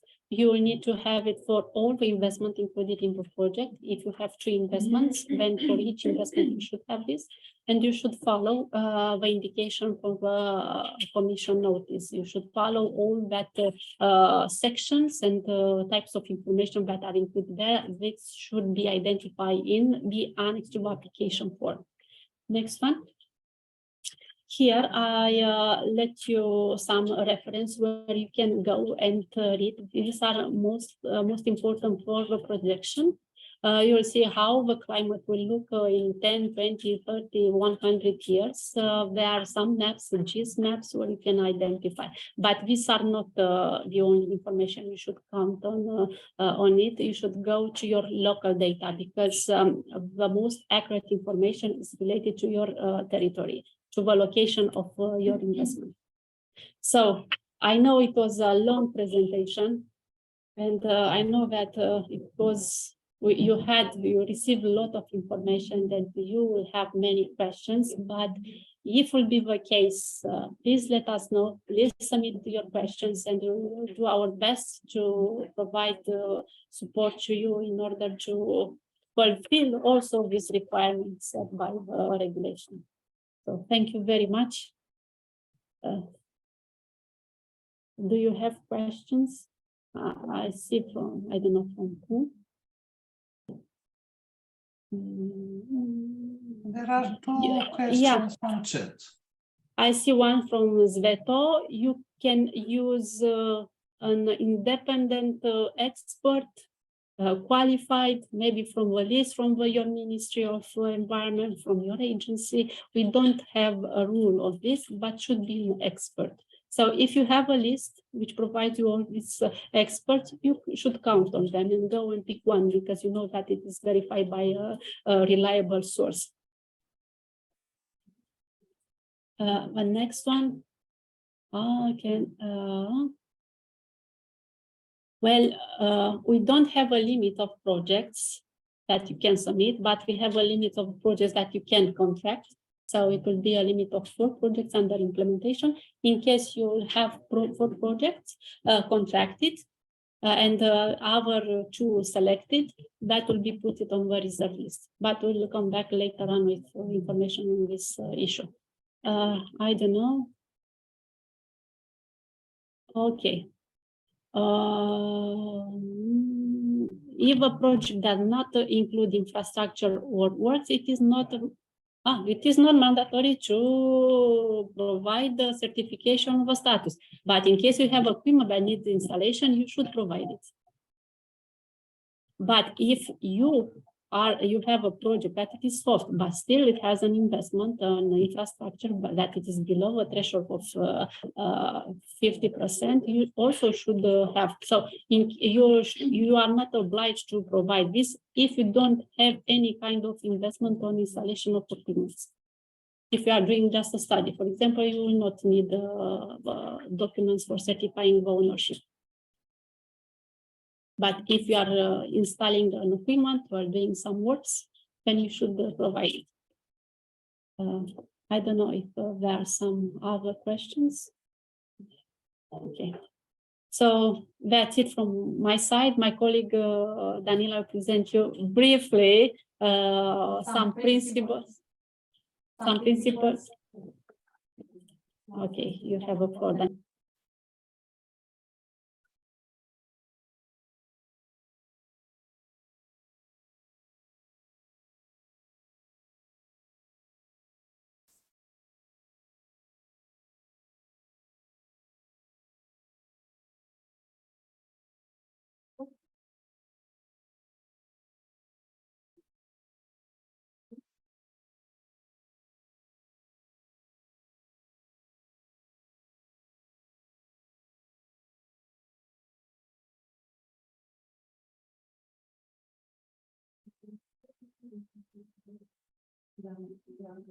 So,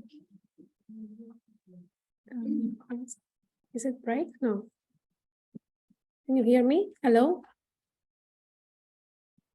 Yeah, we can hear you, Daniela. Okay, thank you. Let's give Marcella a break because she deserves one. And congratulations for your presentation, Marcella. I will continue with a very brief presentation about the horizontal principles of our program. I'm convinced that many of you already know a lot about these horizontal principles because we are used to implement them in our, let's say, daily professional activities. So the project will have to clearly describe how we'll comply with the principle, with the horizontal principle set in the European regulations and described in our program. And also to the possible extent be integrated in the project activities, outputs and results, thus ensuring their fulfillment. The project will have to respect the fundamental rights and should describe its specific contributions to the main three horizontal principles on sustainable development, equal opportunities, and non-discrimination. As well, and the principle of equality between men and women during all phases of the project life cycle, from its design and preparation to its implementation and reporting. However, it is expected to take concrete actions at operational level, more than just accomplishing the minimum requirements by law, but actually to have a substantial added value towards promotion of sustainable development, equal opportunities and non-discrimination and equality between men and women. Another horizontal principle or issue that will have to be considered by you, it is and integrated in the project, is the new European Bauhaus, which is an initiative launched in 2021 by the Commission.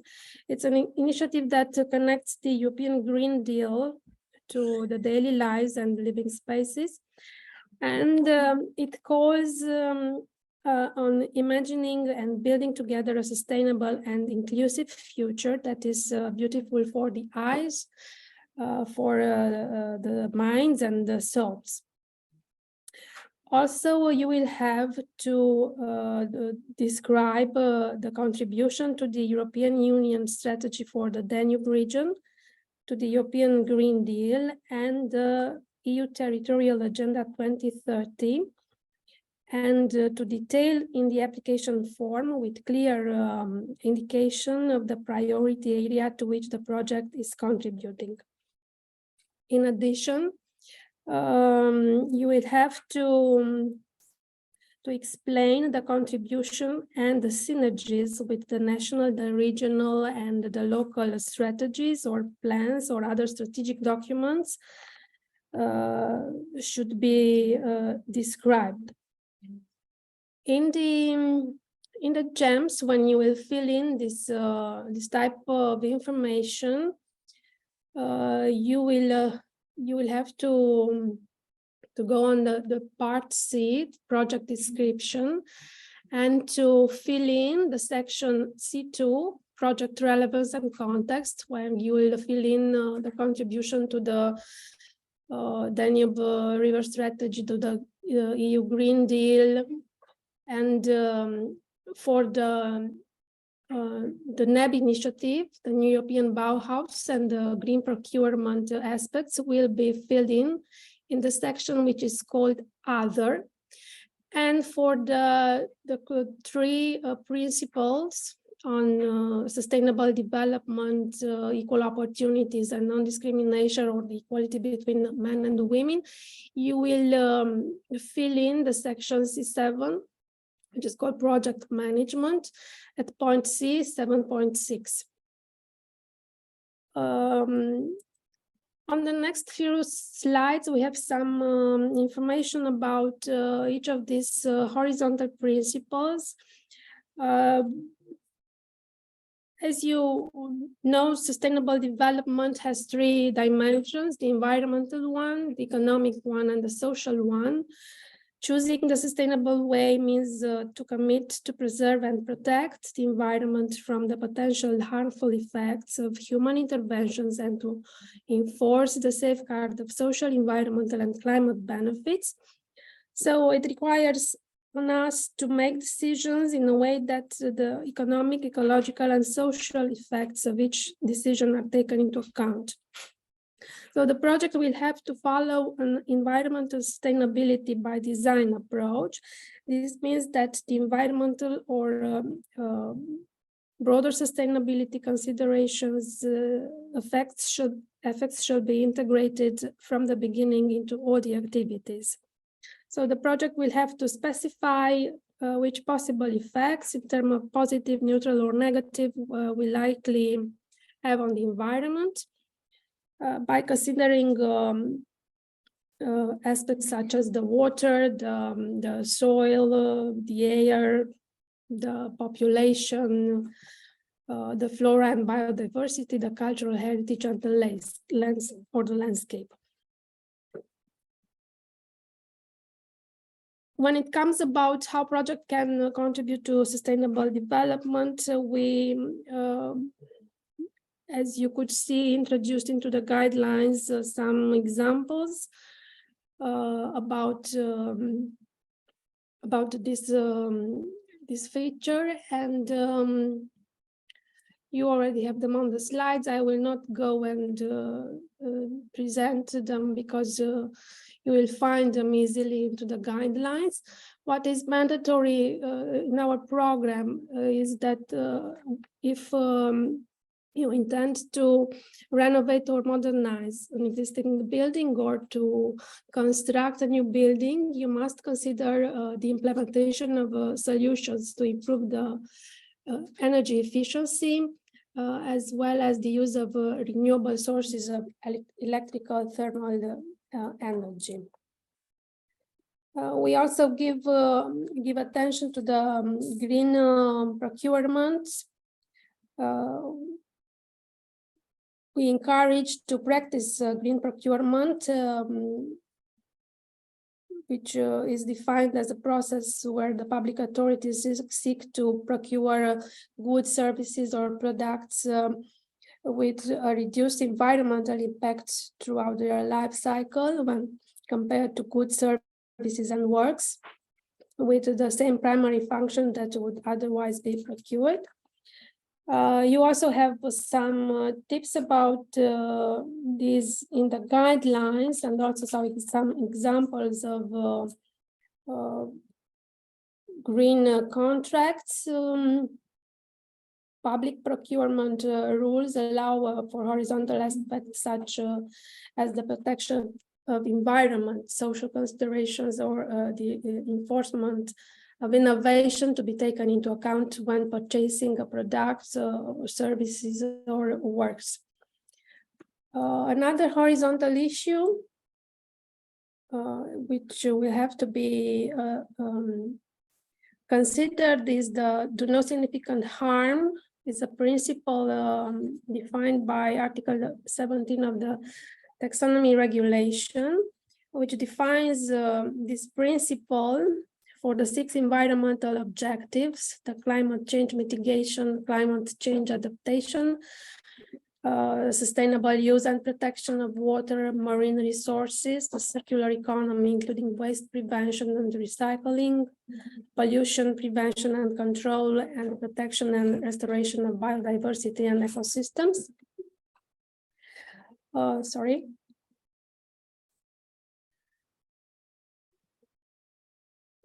So projects will have to promote solutions that are friendly with the environment and observe this principle.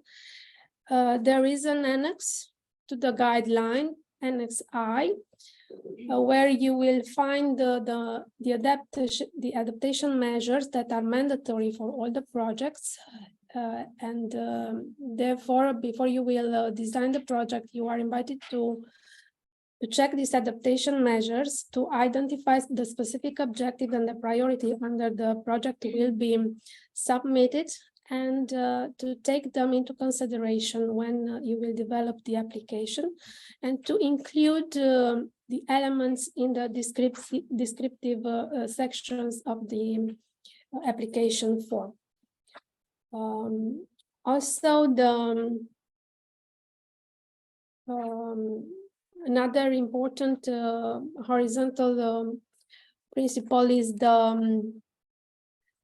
mitigation measures and indicators that were stated by the Strategic Environmental Assessment Report.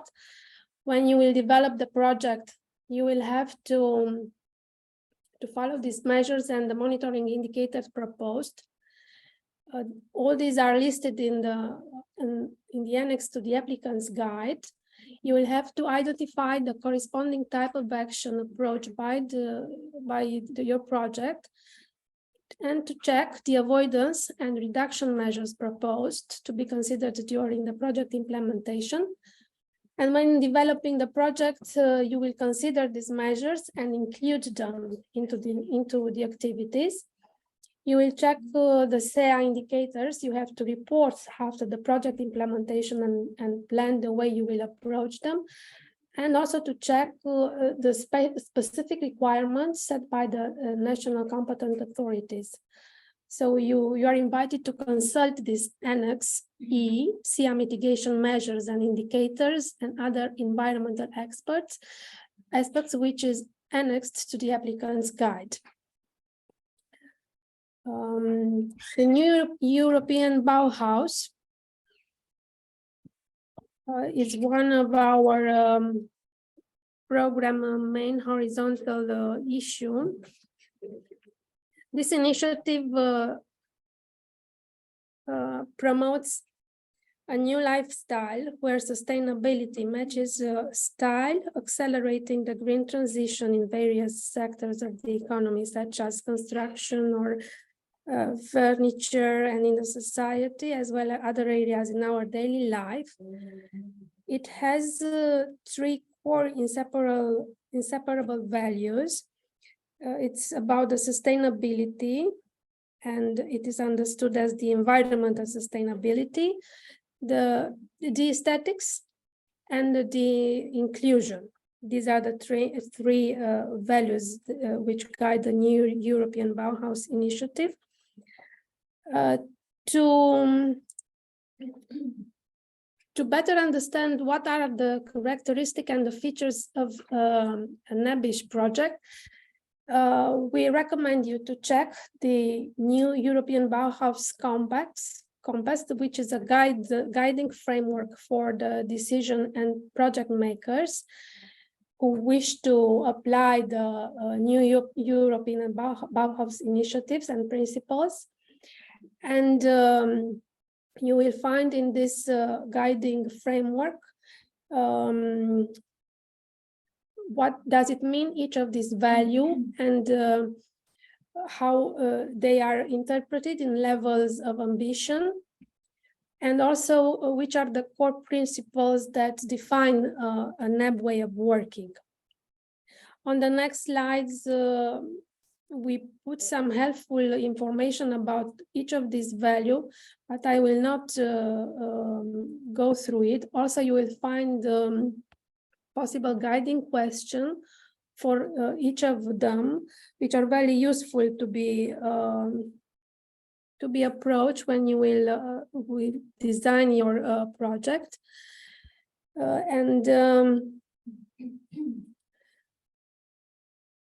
Also, you can go on the website developed for this initiative and to find out some examples, to get inspired about other projects who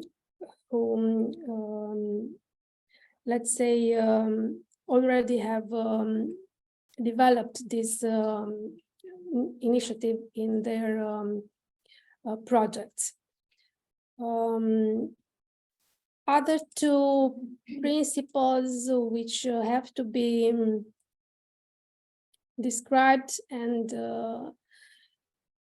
approach in the projects is the equality between men and women. You also have some tips and examples on the slides and in the guide on this, as well as for the other one. And we invite you also to read the applicant's guide and two annexes on SEA mitigation measures and on the NSH for better understanding. And if you have any questions, just to let us know via the email or through the other channels of our program.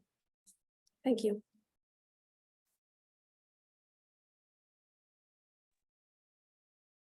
Thank you, Daniela, for this.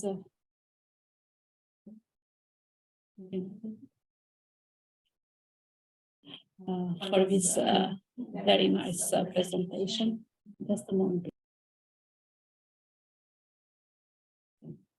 So I know that it is a very new field for you, and it is very important for us and for the European Commission to include all these principles when we are developing a project. It is you'll have there many examples to see how you can include new Bauhaus initiatives and types of action. Is just about your imagination to see how you can fit all these elements in the project. We still have two more presentation. Bogdan, if you can help me with gems. I know that we have already consumed all our time, but with your acceptance, we can continue with these two presentations. In 15 minutes, we'll finalize the event or the presentation. Gems, as you know, for this program, we will use GEMS. It is the Joint Electronic Monitoring System, and here you have the link and the address to the website where you can find GEMS. You can use it all whenever you want on laptops, desktops, Mozilla, Internet Explorer, and so on. It is a very friendly. It has a very friendly interface. I will get used to it. It is also intuitive. I will not enter into details because, as I told you, you'll have a tutorial which will show you step by step everything that you need to know and to do within GEMS. Bogdan, next slide, please.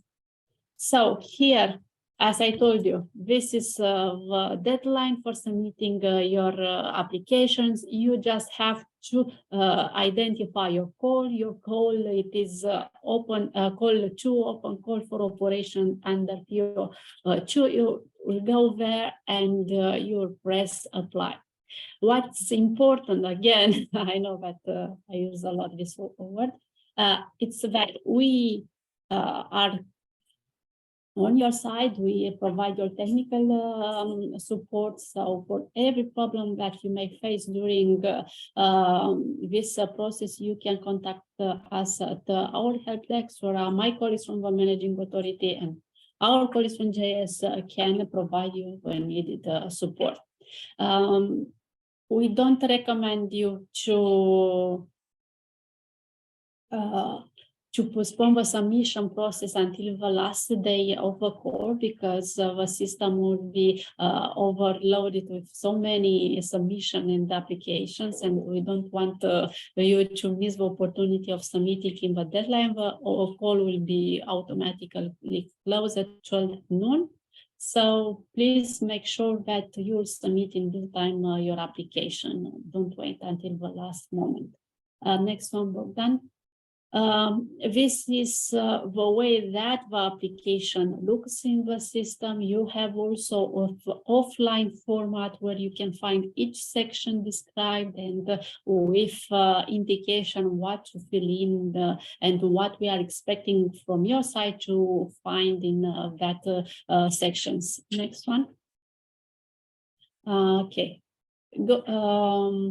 Go back, Bogdan, because I want to show you something.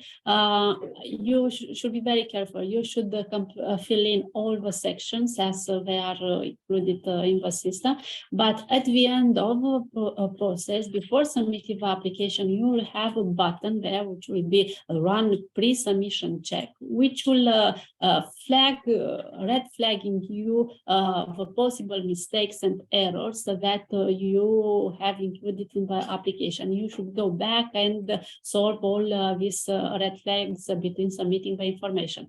Not all the issues are red flags, so you should also check all the information before submitting, because there are some thresholds that are not, for example, signalized, like the size of project, the financial limitation of a project, but you should observe it.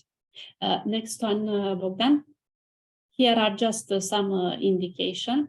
It is your responsibility after you submit an application to check your email, because in the system you will have to fill in the contact details, the email where the assessment committee can reach you.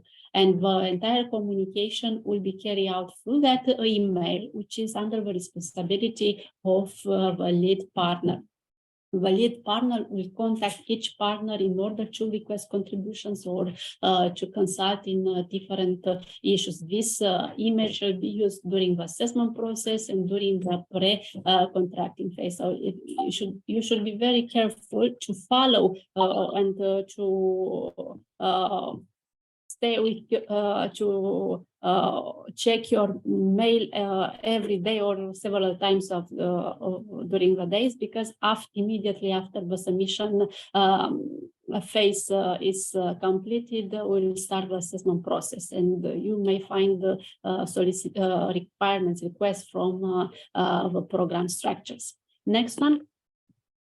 Here again, there are our actions that will be taken by us in the next month. So please do not forget to follow us on our program site and Facebook. We'll post everything also on Facebook. I know that it is very accessible for many of you, and everything that is new for you will be uploaded there. And also with major events of actions that we will take at the program level, we'll let you inform through email.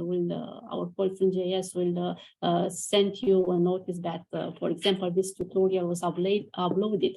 That's why we ask you to register to the event in order to have your contacts and to contact you for further stages.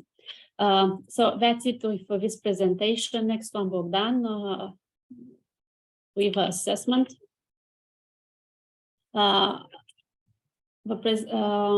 Here again, just general information for you to see how the evaluation of assessment process will be carried out and where to look into it, into the documents to see what it will be assessed by the program. Okay, next one. The assessment, as I said, will start immediately after the submission process completes. And it will include two phases. So the first phase, it will be an administrative compliance and eligibility check. Will be yes and no. In case you have a no, you will be out. The project will be rejected. Phase 2, it is a quality assessment where we will look into technical and financial evaluation and state aid incidents. What's important for you to know, it is that no state aid activities are allowed under this call. So in case you will have an activity that follows under this rule, then the project will be rejected. Based on the evaluation process, the assessment committee will make a proposal to the monitoring committee in order to reject or to approve a project. So the responsibility of rejecting and selecting of a project belongs to the monitoring committee. The rejection, I'll just point out you the main principles or the main reason for rejecting an application. The operation that which does not contribute to the program indicators and objective and do not observe the rules of applicant guide regarding the indicators will be rejected from funding. The operation that don't have a cross-border character and impact again will be rejected without further analyze. The operation that includes elements of state aid will be rejected. If a project do not pass the first phase regarding the admissibility and eligibility, it will be rejected without a technical assessment, the qualitative and technical assessment. The operation that do not pass the qualitative threshold of 60 points again will be rejected. And also, if a project it is selected selected by the monitoring committee, but do not observe a recommendation of the assessor during the pre-contracting stage, or do not observe deadlines, even if it was selected by the monitoring committee, will be rejected from funding. Next one, Bogdan. The selection, well, all corporations that receive at least 60 points will be selected, but selection does not mean contracting. The contracting will be made in the limits of the financial allocation per each specific objective. So we'll contract operations within the limit of 9 million euro for 2.4 objective, and in the limit of 35 million euro for 2.7 objective. The rest of the operations which pass this threshold of 60 points but are not ranked so as to receive financial allocation will be included in the reserve list, and maybe sometimes in the program implementation stage, they could be contracted if funding is available. The selection, in case you have 4 projects already under implementation, already contracted, and you have a 5th or a 6th, then that project will be put it in the list of the reserve, and you could contract it only if the financial allocation become available, and only if you are finalizing the implementation of one project. The selection can be done also with conditions. As I told you before, a recommendation can be made by the assessors, and they should be taken on board by the project during the pre-contracting stage in the set deadline.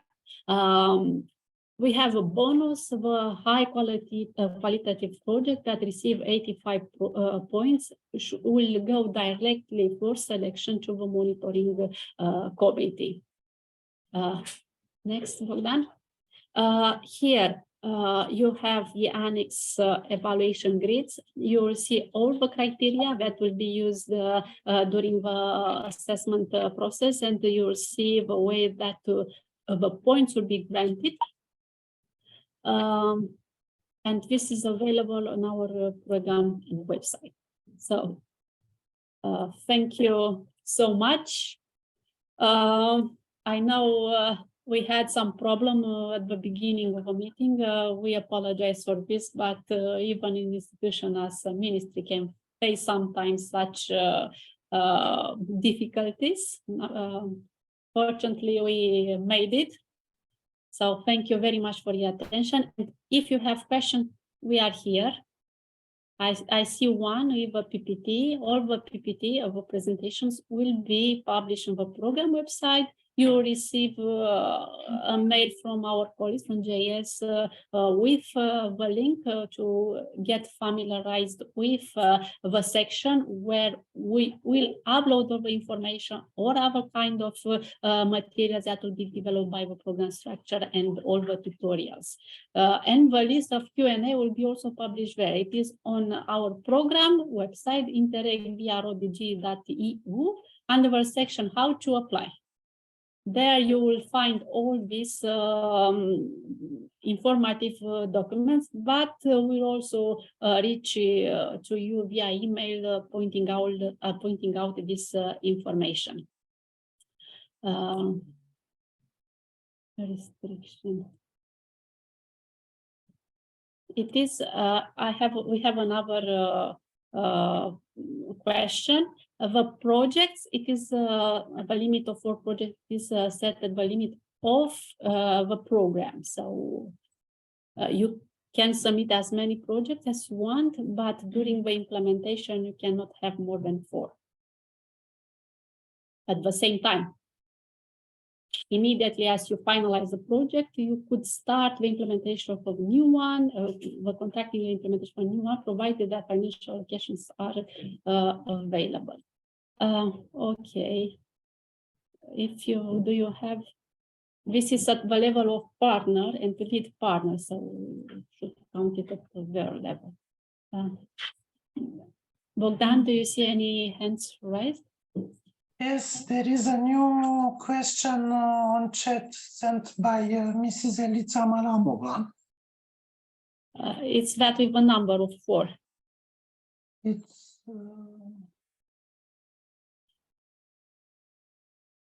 yeah, there are more questions in a message. Yeah.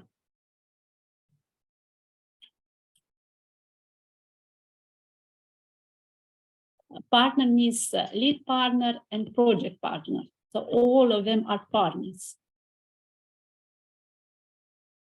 So it is not, the restriction is not limited to the lead partner, it is limited also to the partners. So in case you have a project, you have already contracted for projects, and you cannot implement this, the 5th one until you finalize the last one. So we will count them at the level of the projects submitting that included in the partnership, not the level of branches. And we have a big question here, indicators, people, visitors. Okay, so you should go and read the methodological guideline regarding the indicators. When we are referring to the population, you will see, depending on the type of indicator, some indications. That's why it is difficult to answer here. You should set up this methodology in the radius of 2 kilometers, means to the administrative locations that are under this radius. But you will have all this. You have all this information in the methodological guideline. Camps for exploring the nature.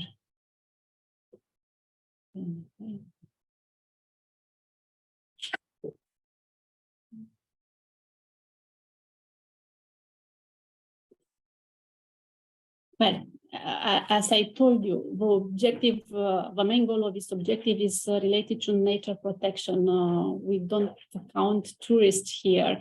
If we should focus on the population, the indicators you are referring, I suppose it is to green infrastructure under 2.7, which is related to parks, gardens, and so on. And you should count the population in the radius of 2 kilometers that serve that area, a population that is served by that area.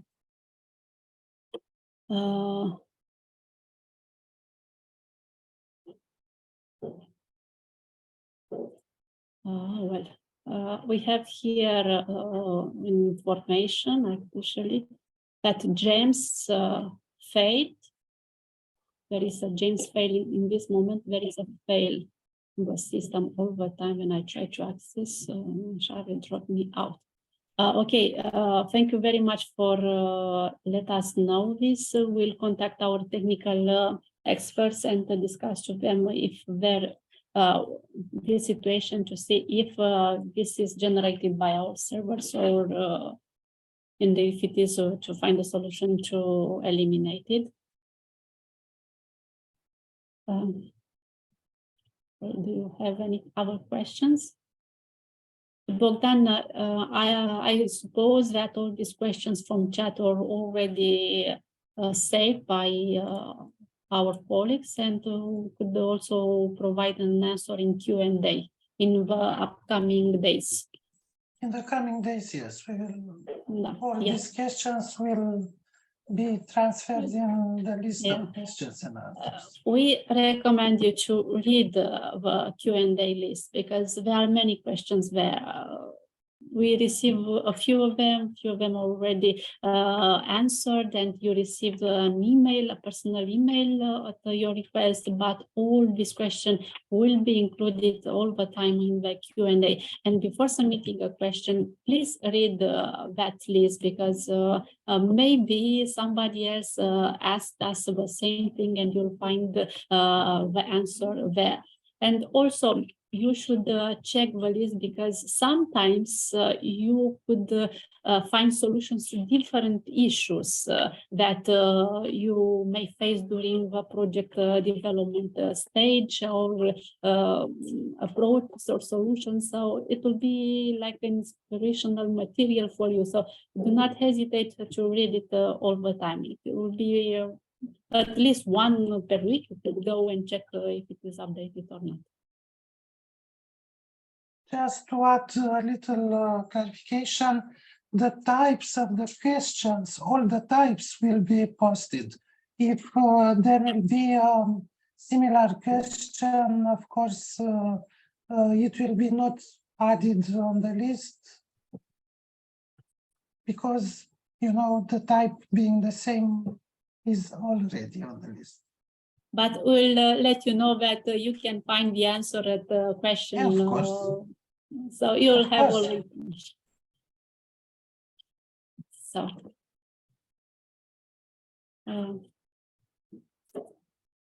Do you have any other questions? If not, I think we can conclude.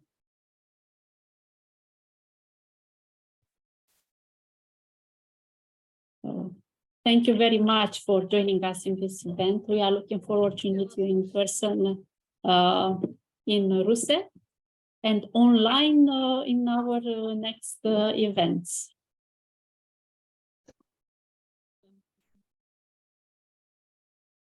Yeah. Wishing you good luck. Bye-bye. And Have a nice day. bye. Bye-bye. Goodbye.